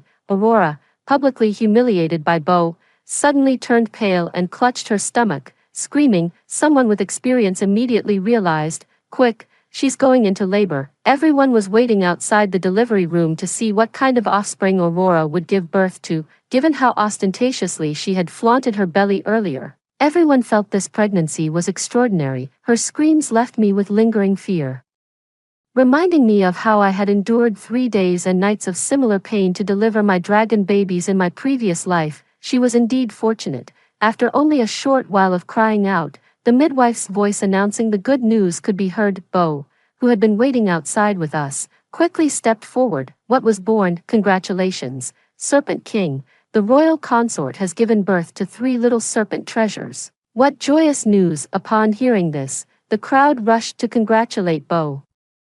As serpent clans typically only bear 1 offspring per birth, yet Aurora had miraculously delivered 3 serpent babies at once. Though not as extraordinary as she had previously boasted, it was still an immensely joyous occasion. Bo's face darkened upon hearing the news. Without even glancing at the serpent babies in their swaddling clothes, he stormed off angrily, showing no regard for Aurora, who had labored tirelessly to bear his children and was now left alone in the delivery room. Others just found it strange why the Tingsha king looked so unhappy about having a child in his old age, but I knew perfectly well, what Bo had been longing for was a dragon heir, not a serpent baby. The goo worms he used actually had effects similar to the divine embryo pill, except the power of goo worms was far more violent than medicinal potency. Those afflicted by the goo worms could only suffer torment night after night. However, I had originally thought that after taking the divine embryo pill and with the enhancement of the goo worms, Aurora would surely give birth to a dragon heir like I did in my previous life. Yet, something must have gone wrong in the process. She only bore an ordinary serpent baby, and the quantity was far less than what I had produced. A few days later, Aurora, who should have been resting, came to me with her postpartum weakened body. After not seeing her for days, she seemed like a different person. Her face sallow, her posture hunched, her eyes red and swollen as if from crying. As soon as she saw me, she rushed at me fiercely and shouted accusingly, "You knew all along, didn't you? You knew everything yet still watched me walk into the fire. Odessa, you're truly as venomous as a snake or scorpion." My poor serpent children, devoured by their own father. She could no longer hold on, collapsing to the ground as she covered her face and wept. My heart shuddered. No matter what was born, Bo would choose to devour it. He had truly descended to such depraved madness. After sobbing hysterically, Aurora pointed at me and screamed, "It's all your fault. If not for you, how could I have married this ancient monster? It's all because of you. I'll kill you." Her hand was about to land on my stomach, but I dodged it effortlessly with a turn, causing her to lose balance and fall to the ground again. I crouched in front of her. "Aurora, it was all your own choice. In your past life, you married Jackson but tried to seduce him with charm, ending up being despised by him, unable to bear seeing me live better than you. You even colluded with the Tengu, devoured my inner core, and took my life. In this lifetime, marrying Bo was your own choice. You were the one who saw how well he'd treat you. Now that you've suffered and seen his true colors, what right do you have to blame me?" Aurora bit her lip hard. "Then why couldn't you have warned me? You just had to watch me make a fool of myself, didn't you? Besides, didn't you also use charm magic to make Jackson devoted to you? What gives you the right to criticize me?" I sighed helplessly. "To make me suffer. She even allied with the demon clan to kill Jackson." In her heart, I had long become her greatest enemy. Even if I had warned her, she wouldn't have believed me. "No one wants to see you make a fool of yourself. You're the one embarrassing yourself. Jackson and I are truly compatible. It's not seduction magic. You're obsessed with getting something for nothing. But where in this world can you find love without effort? Between men and women, there's no need for seduction magic. Only sincerity matters." With a heart-wrenching scream, she stormed out the door. After Aurora left, I peacefully awaited the day of my delivery. Jackson also acted out of character, withdrawing from worldly affairs and staying by my side all day. I even saw him personally washing our cub's clothes once. He was earnestly learning to be a father in this lifetime. My cub finally has a good father. Before long, my due date arrived as expected. When the first pains began, I was reminded of the excruciating childbirth experience from my previous life. Foxfolk are petite and naturally fertile, but having witnessed many vixens give birth, I knew most endured great suffering. Soon the pain became unbearable, and I cried out. Jackson defied all objections to stay in the delivery room, vowing I wouldn't face this vulnerable moment alone. Seeing my unbearable suffering, he channeled an endless stream of true dragon energy into my body, and I immediately felt much more at ease. I suddenly felt a lightness in my abdomen, and in an instant, my entire body radiated a brilliant golden light so intense that I couldn't open my eyes. The crowd outside my delivery room murmured, "With such celestial phenomena, the crown princess's child is surely extraordinary." Aurora even came to join the commotion, her familiar mocking voice reaching my ears. "She's just a lowly wild fox herself. How could she possibly give birth to any cub of superior quality?" Amidst the clamor of discussions, the midwife's voice boomed thunderously. "It's born. The crown princess has given birth to 9 golden dragons." The crowd was ecstatic, for even Jackson, with his noble lineage, was merely an ordinary black dragon at birth, only becoming golden through later cultivation of metal element spells. Yet my children were born as golden dragons, and 9 of them at once. This was truly a marvel unseen for tens of thousands of years. Aurora immediately understood the significance of my 9 dragon treasures in the eyes of the dragon clan, her face turning pale as she fled in panic. She kept muttering to herself, "How is this possible? Her birth mother was clearly a wild fox from the countryside. How could she, with impure bloodline, give birth to a golden dragon? There must be some mistake." The dragon clan was immersed in immense joy, so naturally no one paid attention to her whereabouts. At that moment,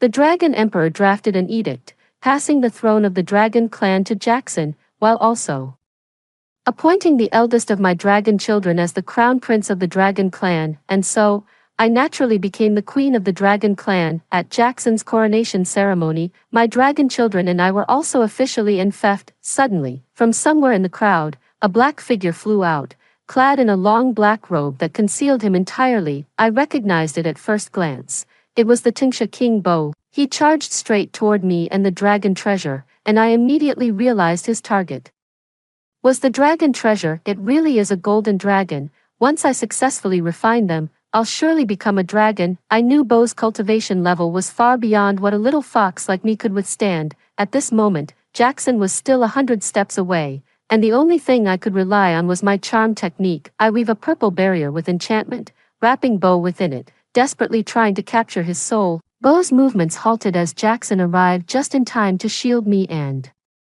the dragon cub behind him, his tail flick sending Bo sprawling to the ground. Before Jackson, Bo was utterly defenseless. A gust of wind blew, revealing Bo's face to the crowd.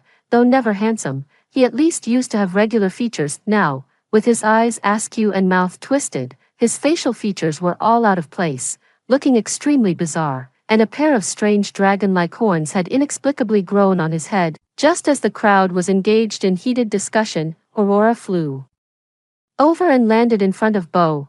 Without a word, she conjured a sharp sword in her hand and thrust it at Bo. However, her swordsmanship was mediocre, and even her full-force strike only managed to pierce Bo's shoulder. Bo cursed loudly, "You vile woman, how dare you attempt to murder your own husband?"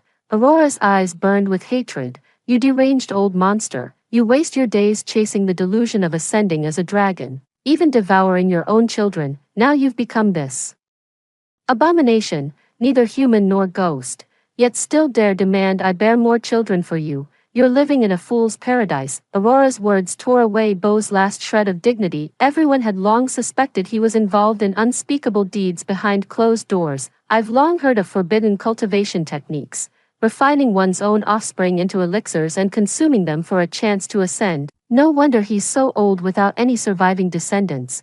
Turns out he ate them all himself. How utterly bizarre. Bo, flushed with shame and rage, pointed at Aurora. "If you hadn't been so useless, only producing those 3 worthless failures, would I have ended up like this? My greatest regret is marrying a useless fox spirit like you.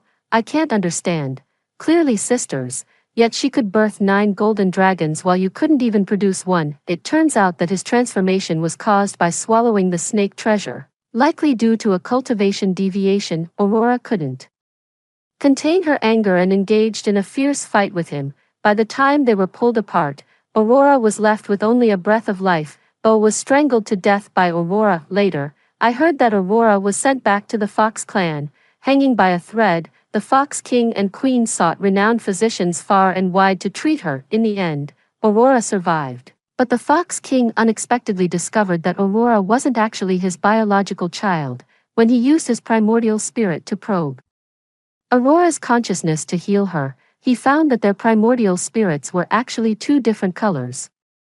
The Fox King's was pure white, while Aurora's white carried a hint of cyan. Furious at having been deceived for 1,000 years, the Fox King confronted his wife, who finally admitted that she was already pregnant by another fox when she married him. When I learned about this, I laughed until I cried. It's ironic how Aurora kept calling me a wild fox, when she herself was the illegitimate one. The Fox King couldn't swallow this humiliation, so he banished the Fox Queen and Aurora from the Fox clan, then came to me to repent. "Odessa, all these years your father has neglected you, being deceived by that vile woman for so long." Later, when I inquired about my origins, he finally told me that my birth mother wasn't some wild fox, but rather a female disciple under the goddess Nuwa. This also explains why in my previous life I could give birth to a dragon child, while Aurora could only bear snake offspring. It's pitiful that I was called a wild fox by her for so many years in vain, while my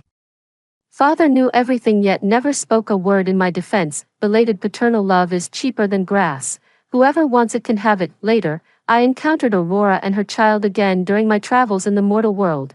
While Jackson and I were strolling through a temple fair, they were at a street vendor's stall selling beasts, both transformed into their original forms and crammed into a single cage, waiting to be chosen. It must have been the Fox King who drove them away, reverting them to their original forms. Now they are no different from ordinary beasts in the human world. After just a quick glance, I pulled Jackson away.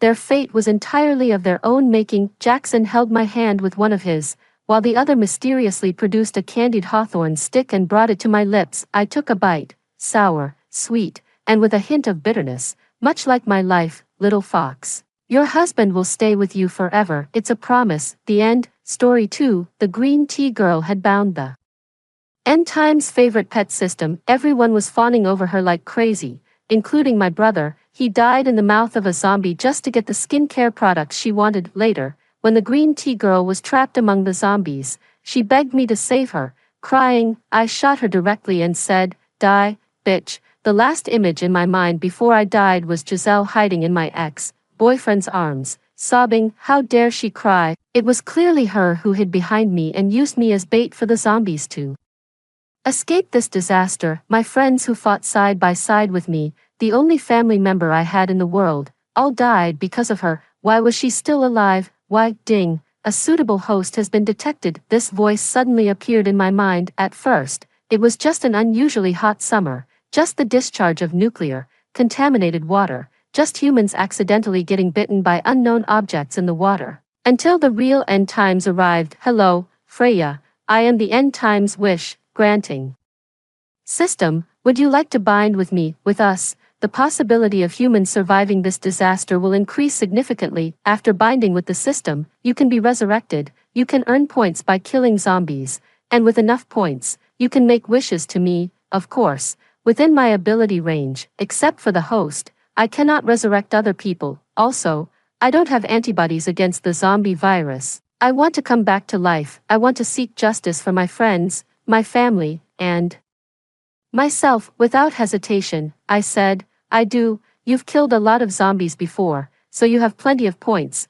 What do you want? I thought for a while and said, superb combat power, endless stamina, and luck unique to the end times. This luck would allow me to escape death time and time again. I had to live until the day when humanity truly triumphed. Smart choice. Oh, right. I also need some sharp and useful weapons. Okay. The exchange is successful. Enjoy your use. When I returned to the base, Giselle was wearing a white dress, with a delicate makeup, leisurely drinking afternoon tea. Seeing me, she looked shocked. Freya, you're not dead, I sneered. What, are you disappointed that I'm still alive? At that time, the situation was urgent. A gap had appeared in the base, and an endless stream of zombies poured in. Giselle and I got on a school bus, but there were too many zombies, and the door couldn't be closed. Then, Giselle said behind me, Freya, do you know how your brother died? I just told him that my skin was really dry recently, and he volunteered for the mission.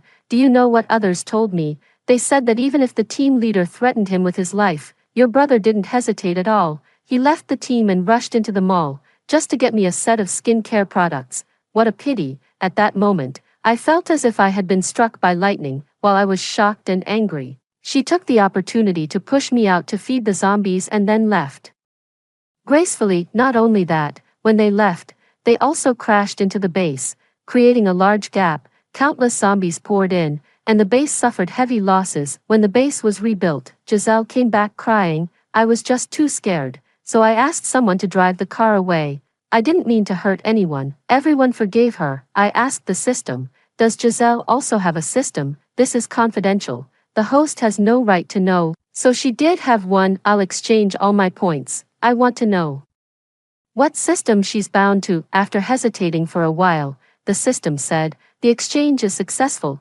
Giselle is bound to the end times favorite pet system. Even if she does nothing, everyone will have a natural fondness for her. Also, her points can be used to mark humans. The marked people are willing to do anything for her, including sacrificing their lives. After learning the truth, I couldn't help but tremble. Under the influence of the favorite pet system, no one noticed anything was wrong. Even I had always thought that Giselle was so charming that they were willing to be such stupid love-struck fools, but they were never willing. It was Giselle and the system playing tricks. Damien was dissatisfied. Freya, what do you mean? How can you talk to Giselle like that? Others echoed, yeah, your death has nothing to do with Giselle. She showed concern for you, so why are you being so mean to her? As expected, people who are ugly also have a dirty mind, unlike Giselle, who was the favorite pet. I was now hated by everyone. Before the end times, I was an extremely favored girl, but after the end times came, I got separated from my teammates during a mission and was captured. To protect myself, I disfigured my face. When I was about to be harmed, my brother broke into the enemy's base alone and rescued me. But such a good brother, a brother who was willing to sacrifice his life for me, was dead. The cause of his death was ridiculous, just for a set of skincare products. Giselle smiled and took my arm. Oh, Freya must have some misunderstandings about me. Don't blame her, she just got back and needs a good rest. Ugly people make more trouble, Damien mumbled. My Giselle is the kindest. I gave him a thumbs up. No wonder you are who you are. You like mistresses so much, just like your father. Damien was my ex-boyfriend, and we were high school classmates. It was rumored that he was the child of a mistress. He was good looking but had a withdrawn and eccentric personality, and was ostracized by his classmates. At that time, I was the class monitor, and I was the only one who was willing to talk to him. After the college entrance examination, he confessed his love to me, saying that I had warmed his heart. I was superficial and overly kind-hearted back then. I thought that he had nothing else but me. I accepted his confession. We were the envy of everyone in the university. Even during the end times, he still protected me everywhere. But after my brother rescued me, I learned that he was already with Giselle. When I asked him for an explanation, he said in front of everyone, "Do you really think I like you? Look at yourself now. How dare you come to me? Please cover your face, ugly freak." His disgust for me was not only because of the favorite pet system. Although my brother was also marked, he was still very good to me. Once, I had a disagreement with Giselle and was attacked by everyone. Only my brother protected me behind him and shouted frantically over and over again, "Don't push me, don't push me." At that time, I only hated him for being confused and love-struck. It was only now that I knew what he had gone through. How much effort did he have to put in to resist the powerful system? Even my system couldn't help but sigh.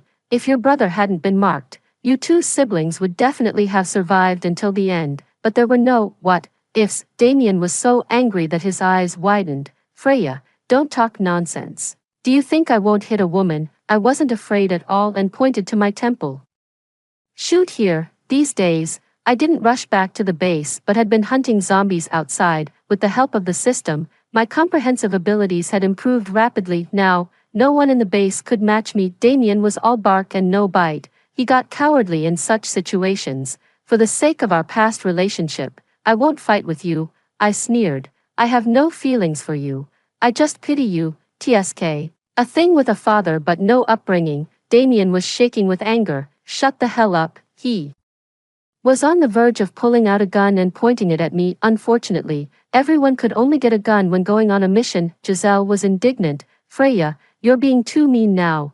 How can you say such things to Damien? He can't choose his background. I felt like vomiting when I saw her acting. She shouted, "Freya, apologize to Damien now. Apologize to your mother." I never usually cursed, unless I couldn't hold it in. Giselle immediately started crying. Everyone surrounded her to comfort her. Freya, why are you targeting Giselle as soon as you get back? She didn't do anything.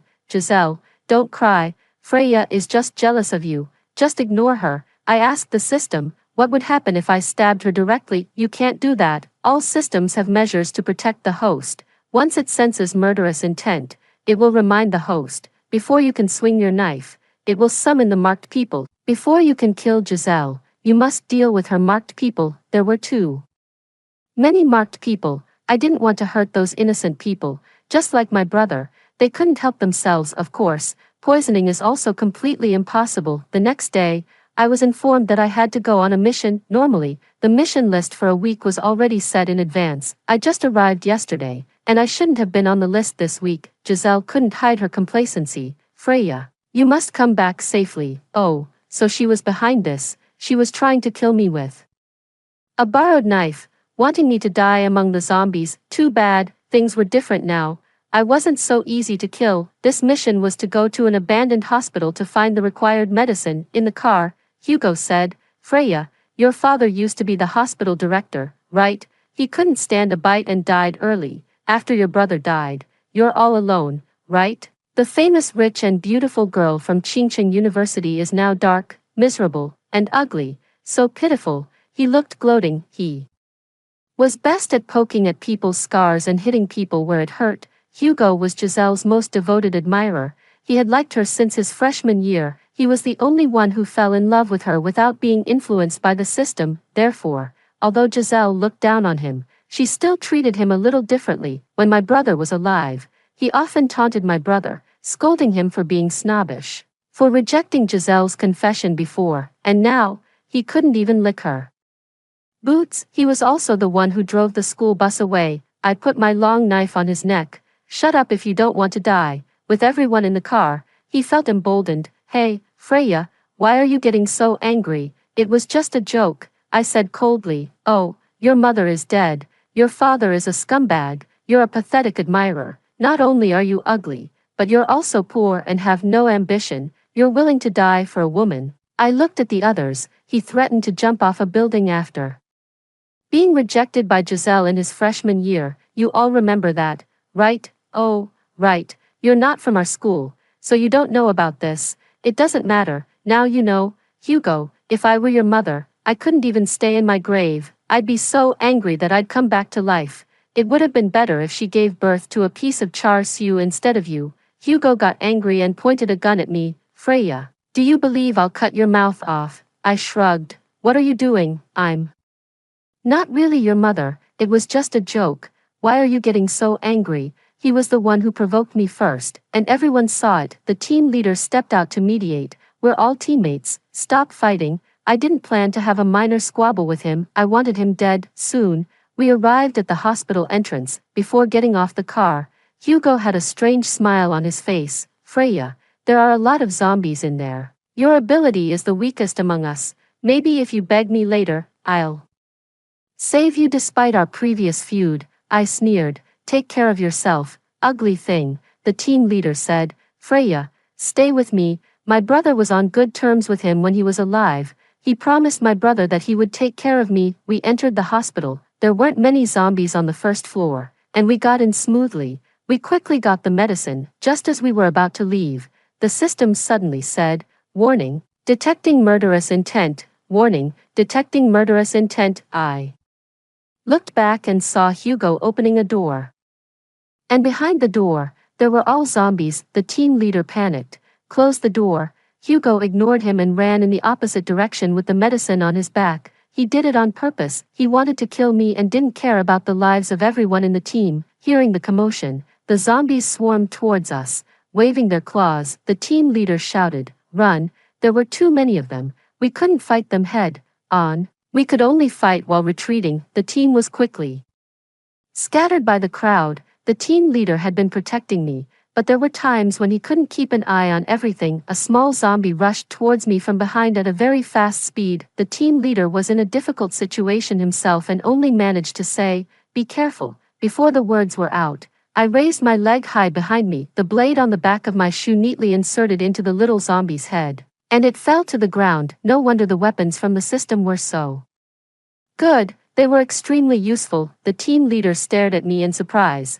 In that moment of distraction, two zombies pounced on him from behind. I shouted, "Duck!" I held his shoulder with my left hand and pushed him down. With my right hand, I swung my long knife and easily chopped off the heads of the two zombies. The team leader was completely stunned. "Freya, you..." I grabbed his arm.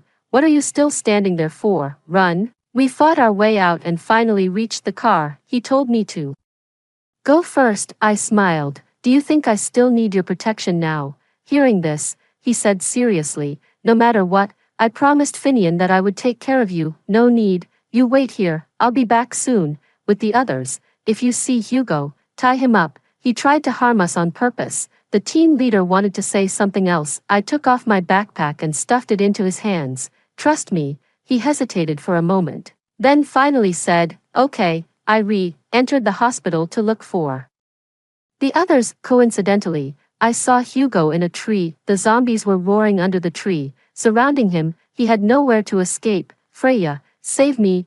I curled my lips. "Beg me, maybe I'll save you despite our previous feud." Seeing that I didn't move, he actually resorted to dirty tricks. He took things out of his backpack and threw them at me one by one. Hearing the commotion, the zombies turned around and attacked me. "Ha ha ha, if I can't live, neither can you. Once you die, Giselle won't have to endure your meanness anymore." I easily killed the zombies blocking my way, took out a gun from the system's virtual backpack, and aimed it at his thigh. Pathetic admirers will die. Hugo finally panicked. Freya, I'm your teammate, you can't kill me. If you kill me, you won't be able to escape either, idiot. One shot, he was in so much pain. But he didn't dare to make a sound. 2 shots, his face was distorted. And he let out a scream. 3 shots, he couldn't hold on any longer and fell out of the tree. The zombies swarmed up and scrambled to bite him. That disgusting looking face was finally torn to pieces. I rode a motorcycle and continued to search for the others. Before long, I found them fighting bravely. I held the handlebar with one hand and swung my long knife with the other. As the motorcycle passed by, the long knife sliced off the heads of countless zombies. My teammates were so shocked that their jaws dropped. Damn, Freya is so cool. Is that Freya? That's Freya. Thankfully, except for Hugo, no one else was injured or killed. The team leader sighed. Freya, you're really different from before. What exactly happened to you during this time? I just smiled and didn't answer. As soon as we got back to the base, my teammates started talking excitedly. Not to brag, Freya is amazing. We wouldn't have made it back without her. The way she wielded that knife. Swoosh, swoosh, swoosh. She took down a whole row of zombies. Where's Hugo? He's dead. Hugo is a disaster. He almost got us all killed. Hearing this, Giselle looked unpleasant but said nothing. She felt guilty. Hugo must have been acting on her orders. After that, Giselle stuck even closer to her marked people. 8. Some time passed. Host, you have enough points now. You can exchange for the favor of everyone. Of course, I'm not the favorite pet system, so I can't make admirers sacrifice their lives for you. The wish granting system also has a limitation. The abilities it provides can only be used by the host. I can't help anyone. I can't make Giselle's system stop working, but I don't need the ability to be liked by others. I let my strength do the talking. What about your face?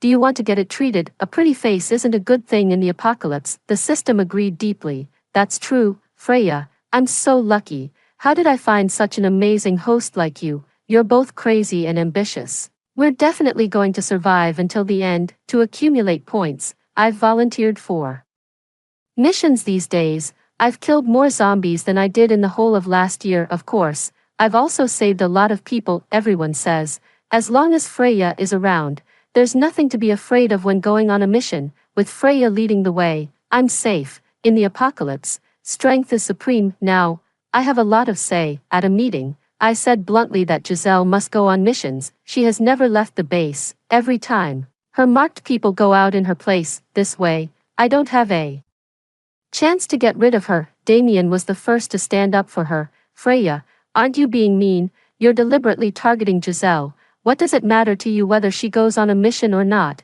I stared at him coldly. I'm doing this for her own good, to train her abilities. Otherwise, who will protect her when you're not around? Damien, your mouth is dirty. You'd better shut up. If everyone is like her, does that mean all we need is a loyal admirer? Everyone can neglect their survival skills as long as there are people to protect them.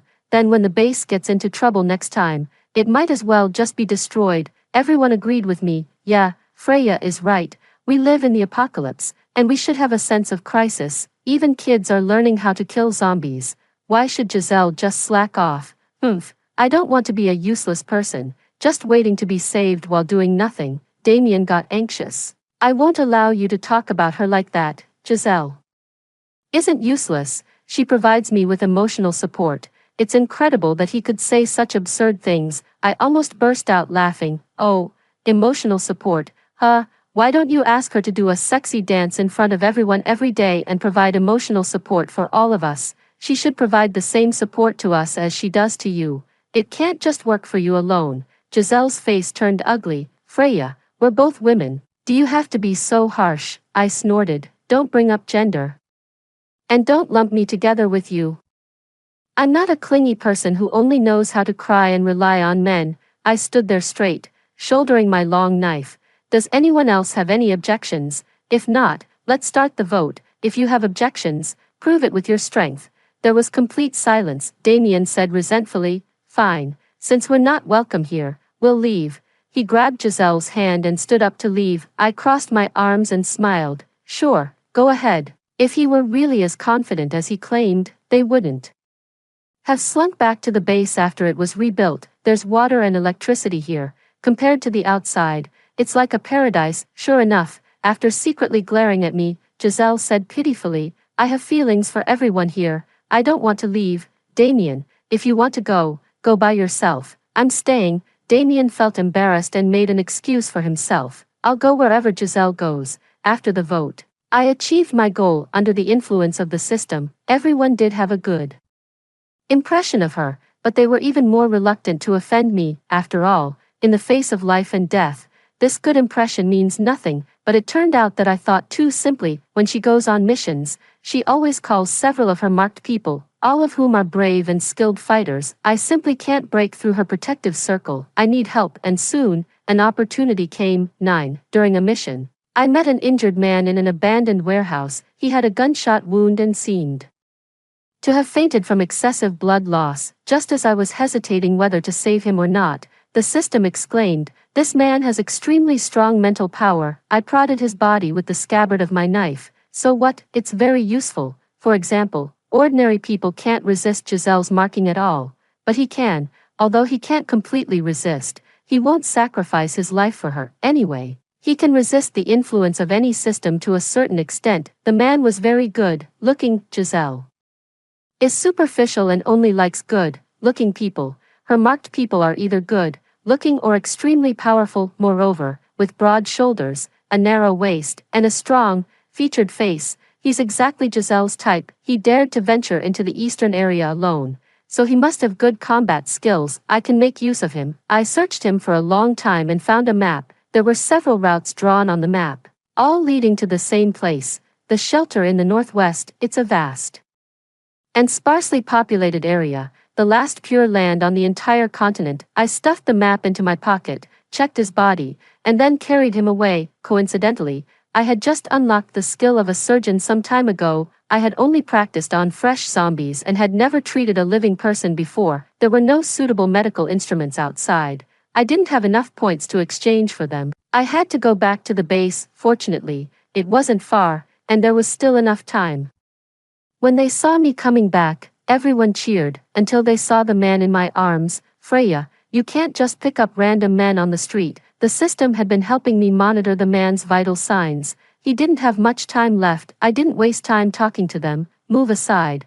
We can talk later. Giselle pushed through the crowd. Freya, what are you doing? Dr. Hunter is over there. You're going the wrong way. The last time the base fell, the only surgeon in the base was bitten by a zombie. Now, there's only an intern dentist, Dr. Hunter, who can occasionally help bandage wounds, but it's far from enough. I don't plan to go to Dr. Hunter. I'll do it myself. Everyone was shocked. What? After seeing the man's face clearly, Giselle's eyes lit up immediately. I knew it. She spread her arms and blocked my way. Freya, are you crazy? You don't know anything. Let Dr. Hunter do it. Do you want to kill him? Someone echoed. Yeah, Freya, this is a life. We should be more careful. Damien angrily rebuked. Freya, you're insane. Just because everyone calls you Freya, you think you're so great. This is a life. Don't mess around. I said coldly. I brought him back, and I'm responsible for his life. Do you have any objections? Or can any of you perform this surgery? Dr. Hunter finally arrived, raised his hands innocently, and said, I really can't. I stared at Giselle. Did you hear that? Get out of the way. With that, I strode away. Giselle shouted loudly behind me, Freya, if you kill him, you have to leave here. I ignored her and said, Dr. Hunter, come and help me. 10. More than an hour later, I took out the bullet and bandaged the man's wound. Dr. Hunter let out a long sigh of relief, wiped the sweat from his forehead, and looked much more nervous than me. Freya, you really know how to perform surgery, I thought. I just smiled and didn't say anything. When I walked out of the operating room, I found a large crowd waiting outside. Giselle looked triumphant. Freya, you've killed someone. You have to pay with your life. I rubbed my sore neck. Who said he's dead? Did you see it? Otherwise, do you really think you're a doctor? Freya, we've been teammates, and we don't have the heart to force you to die. Just leave on your own. She acted as if she was in charge. What, after I leave? Can you replace me and go on missions every day? Hearing this, everyone got restless. Is Giselle okay? Let's have a meeting and vote on whether Freya should leave or not. Who do you think you are to make the decision? I've long noticed that Giselle is targeting Freya. I didn't find Giselle annoying before, but now the more I look at her, the more disgusting she seems. It's fine that Giselle takes a bunch of men with her every time she goes out. They're willing to be her admirers and protect her, but we're not as charming as her. Without Freya, I would have died 3 times already. Anyway, if Freya leaves, I'm leaving.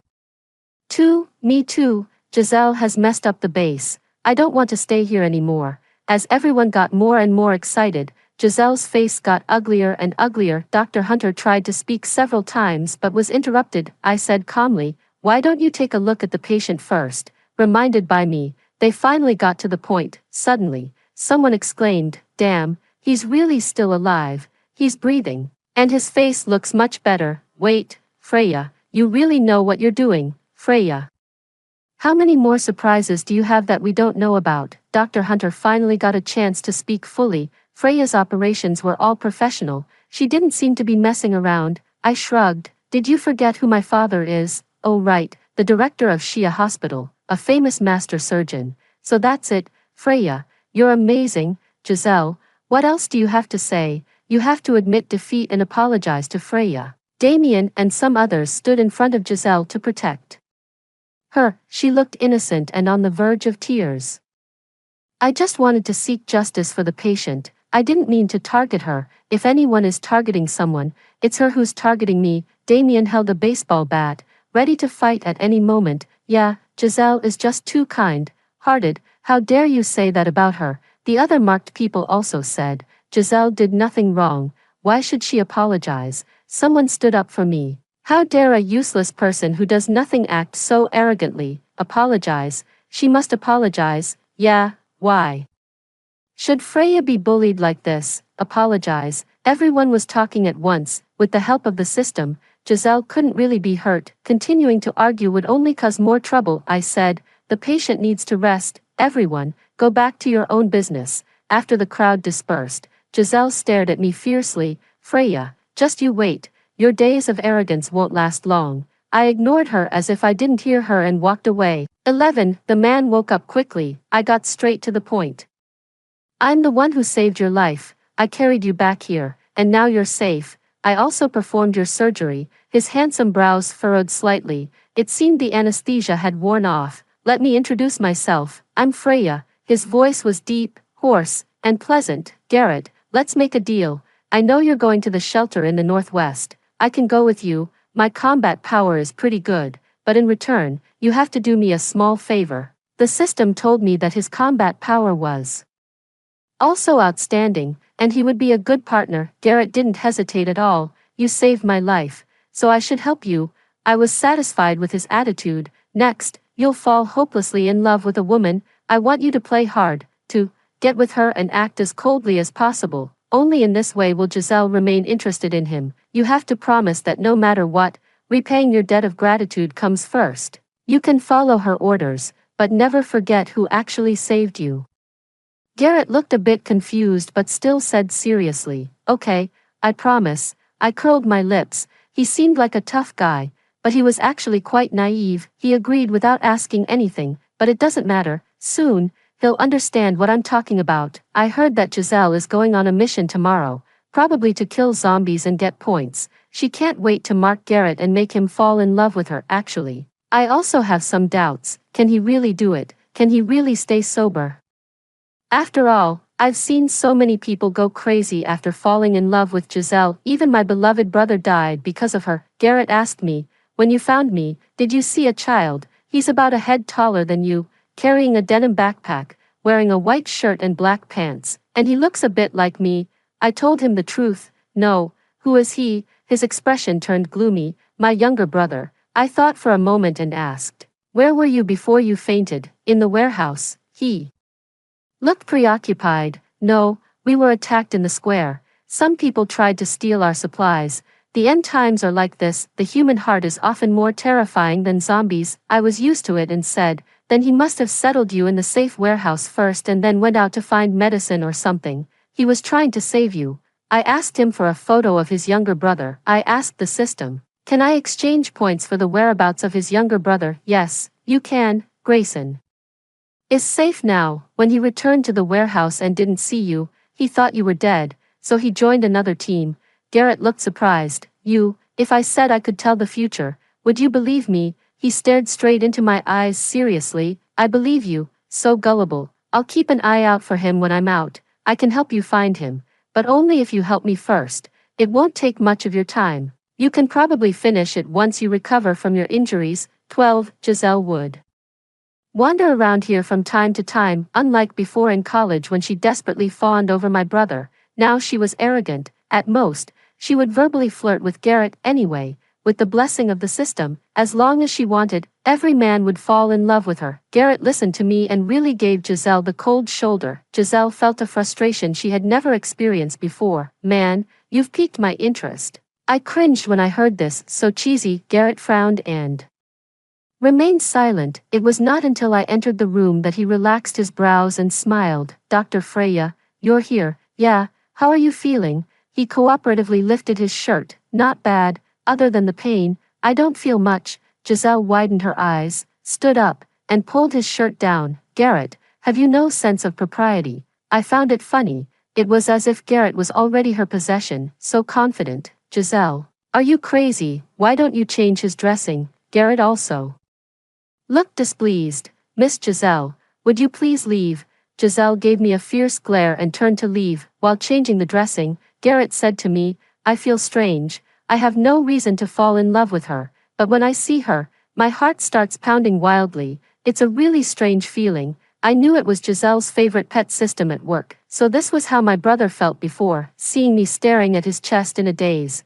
Garrett asked, do you want to listen? It's really beating fast. I raised an eyebrow. I didn't bring a stethoscope. Only then did he realize what he had said and hurriedly put on his clothes in a fluster. I didn't mean to offend you. I thought you were also curious. The tips of his ears turned bright red. I pursed my lips and packed my things. Just as I was about to leave the ward, Garrett asked me, do you hate Damien? I saw you roll your eyes at him just now. Yeah, he's a disgusting person. Then I'll annoy him more for you. As soon as I went out, Giselle was waiting in the corridor. Freya, I'm telling you, with that ugly face of yours, you still think you can seduce Garrett. I advise you not to be delusional. Sooner or later, he'll be mine. Giselle's current appearance could be summed up in 4 words. A small person drunk with success. She used to be my roommate. Before binding the system, she was so ordinary that she blended into the crowd. Another roommate once told me that Giselle would secretly use my skincare products and wear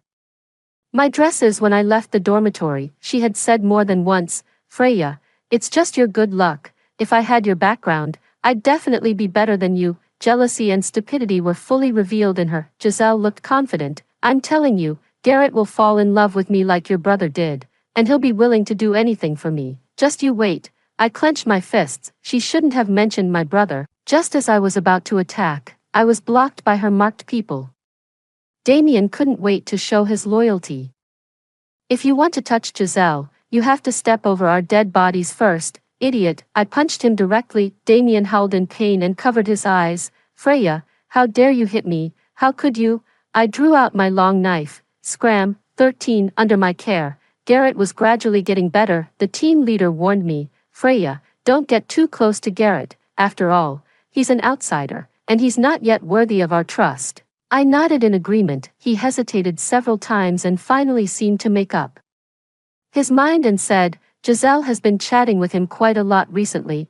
I think Garrett likes her. The team leader put it mildly, but I understood what he meant. He thought I liked Garrett, but he was afraid I wouldn't be able to compete with Giselle and would be sad. The way he was worried but dared not say it directly really reminded me of my brother, but he wasn't my brother. It's okay.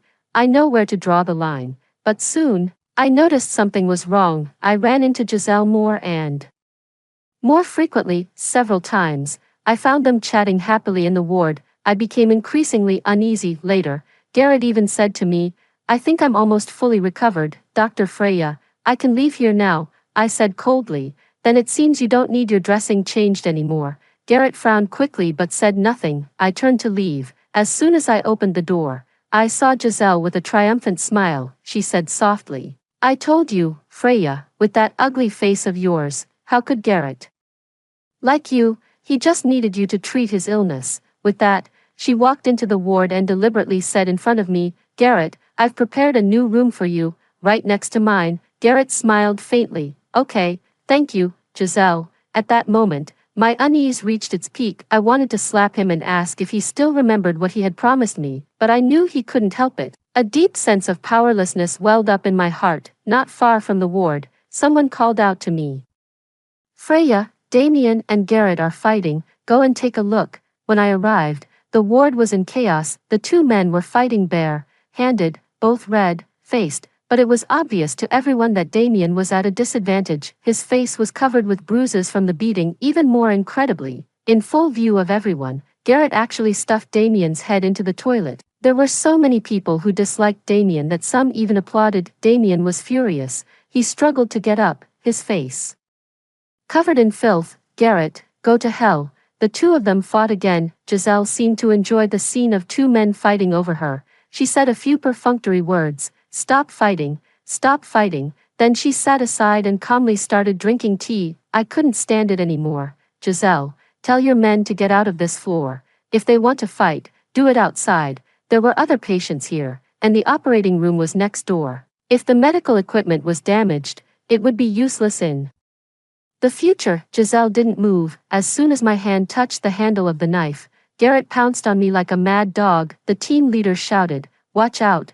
My reflexes were excellent, and I quickly dodged to the side. When I looked up, I saw Garrett standing beside Giselle like a knight. This Garrett has no conscience at all. Freya saved his life. The way he just tried to attack her. Weren't they getting along well some time ago? How could it have come to this? It must be Giselle. She loves being a home wrecker. You all know that. How many boyfriends has she stolen? Hearing this, Garrett gave a fierce glare. It's true that Dr. Freya is my savior, but Giselle is my lover. These are two different things. Giselle is not a home wrecker. Don't let me hear such words again. Giselle looked up at him shyly. Their mouths are their own. Let them talk. As long as you believe me, Garrett. I felt like vomiting. Garrett, I should have let you die in the warehouse. Garrett's eyes were cold. Dr. Freya, if you insist on being Giselle's enemy, don't blame me for being ruthless. Giselle was extremely proud and laughed triumphantly. Oh, Garrett, why say such things? We should thank Freya for bringing you to me. I clenched my fists and took several deep breaths. I was afraid I wouldn't be able to resist pulling out my gun. Giselle smiled and leaned close to my ear, whispering, Freya, I'm going to take everything from you. You don't deserve anything good, only I do.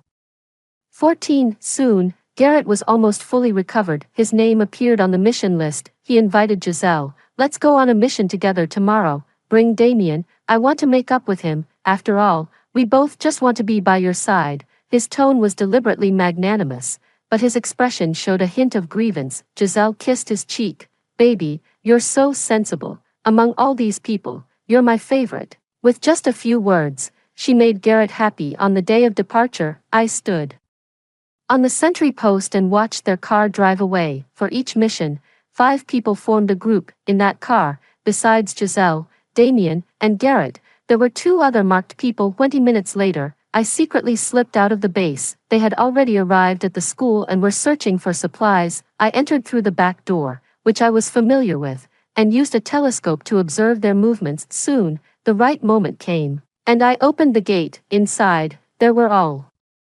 zombies. This was simply repaying her in the same way she had treated me, just like me before. Giselle quickly realized something was wrong and shouted, protect me. But on the way, Garrett had quietly separated Giselle and Damien from the others. As soon as I opened the door, Garrett took action. As we had agreed, he pushed the 2 marked people into a room by the roadside and locked the door from the outside. His actions were smooth and decisive. Giselle shouted, Garrett, what are you doing? Are you crazy? Garrett wasn't crazy. This was all part of our plan. The previous act in front of everyone was to make Giselle believe that Garrett was completely under her control and that her system was all powerful. Perhaps the system had already reminded her that she couldn't fully control Garrett, but Giselle was too confident, and Garrett had acted too well. This route had also been planned by me long ago. All Garrett had to do was lead them here. Under the influence of the system, Garrett couldn't harm Giselle. so I had to be the one to kill her. Damien stood in front of Giselle,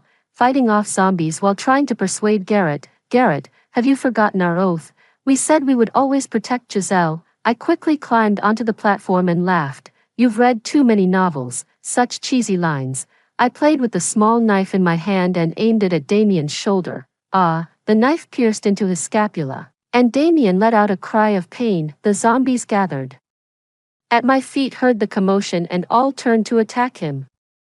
Giselle aimed her gun at me and fired wildly. Die, die, die. I'm going to kill you, you bitch. It was laughable. She couldn't aim properly at all. When the magazine was empty, Giselle cried pitifully. Garrett, come and save me. Why don't you love me anymore? I'm Giselle. Garrett looked conflicted but remained unmoved. Finally, Damien was bitten. Before he died, he brought Giselle to the stairs, using his body to block the zombies and telling her to run. So touching. I applauded and then turned to chase after Giselle. She was trapped on the 4th floor by zombies. She hadn't killed zombies on her own for so long that her movements were extremely clumsy. I cleared the surrounding zombies, grabbed her hair, and dragged her towards the rooftop. Giselle kept struggling. Freya, you bitch, you won't die a good death.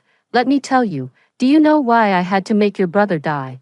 Because your brother was too good to you. I previously asked Hugo to kill his friends, and he did it without hesitation, but your brother wouldn't even scold you. What use was such a lackey to me? How could she say such things? I slapped her hard. Do you have any humanity left? You're insane. I hated her so much, but she kept talking. I'll tell you, I also arranged for people to harm you during those missions, but who knew you were so lucky that you just wouldn't die?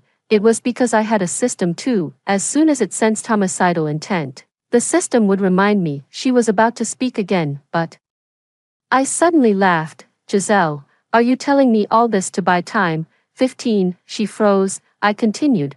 Are you waiting for your system to notify others to come? I shook my head. Unfortunately, it's too late. Giselle looked shocked. How do you know I have a system? I held the small knife and gently scraped her face. Because I have one too. Each system has its own characteristics. My system is soft, hearted and greedy. As soon as I give it points, it happily tells me everything, but Giselle's system doesn't. She might have noticed my transformation and even suspected that I was like her, but after her system casually dismissed her concerns, she stopped caring. She was vicious, stupid, shallow, pleasure-seeking, and unwilling to endure hardship, so she only used the favorite pet system to satisfy her vanity and her love-struck nature. The original purpose of the system was to help us resist the end times and enable humanity to defeat the zombie virus, but she abused it in the end times. The terrifying thing wasn't the zombies, but humans. They were unrestrained, committing arson,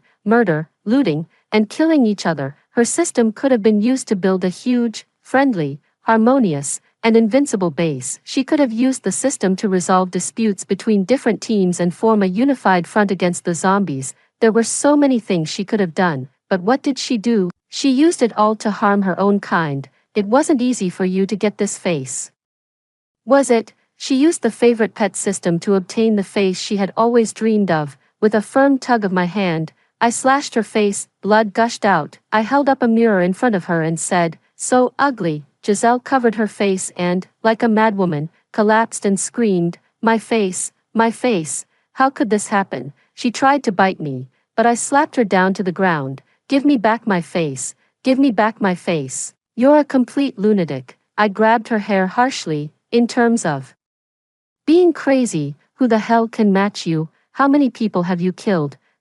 She retorted confidently. This is the apocalypse. I did all this just to survive. What's wrong with that? You did nothing wrong. You killed so many people and you think you're innocent. They were just unlucky. Why weren't they the chosen ones?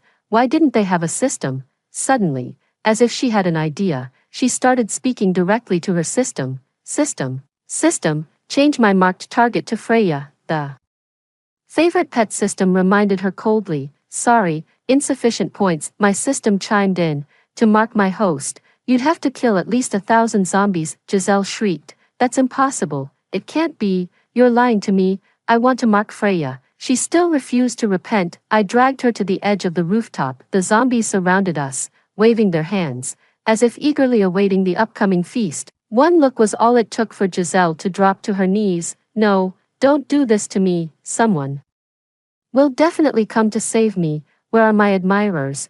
Where did they all go? She was terrified, with tears and snot all over her face. I'll never do it again. I was wrong, Freya. Spare me. I'll turn over a new leaf. I know I was wrong. I shouldn't have killed your brother. I shouldn't have hurt you. I was wrong. Don't feed me to the zombies. We're the same kind. We're all human. Without hesitation, I pushed her off. Ah. Her eyes were filled with terror, and she reached out her hands as if trying to grab me. My system chuckled foolishly. Little favorite pet system, why did you pick such a lousy host?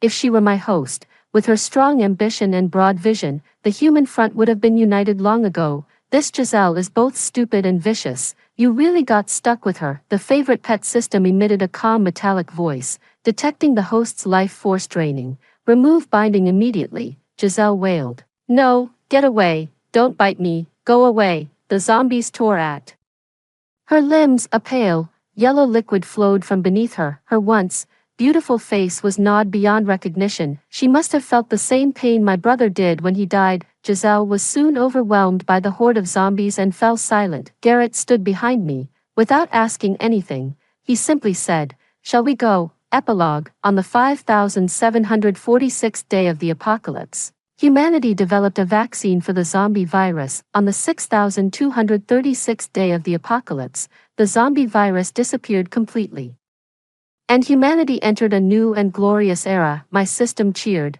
Hooray, we've finally made it. Standing high up, looking at the homeland being rebuilt day by day, I asked the system, where do you guys actually come from? 300 years from now, humanity suffered a crushing defeat in this battle. The last group of survivors boarded the spaceship, Star of Hope, to flee the Earth. My creator was one of them. Well, my mission is accomplished. It's time to say goodbye, my dear leader. This time, please take good care of the environment and cherish the Earth.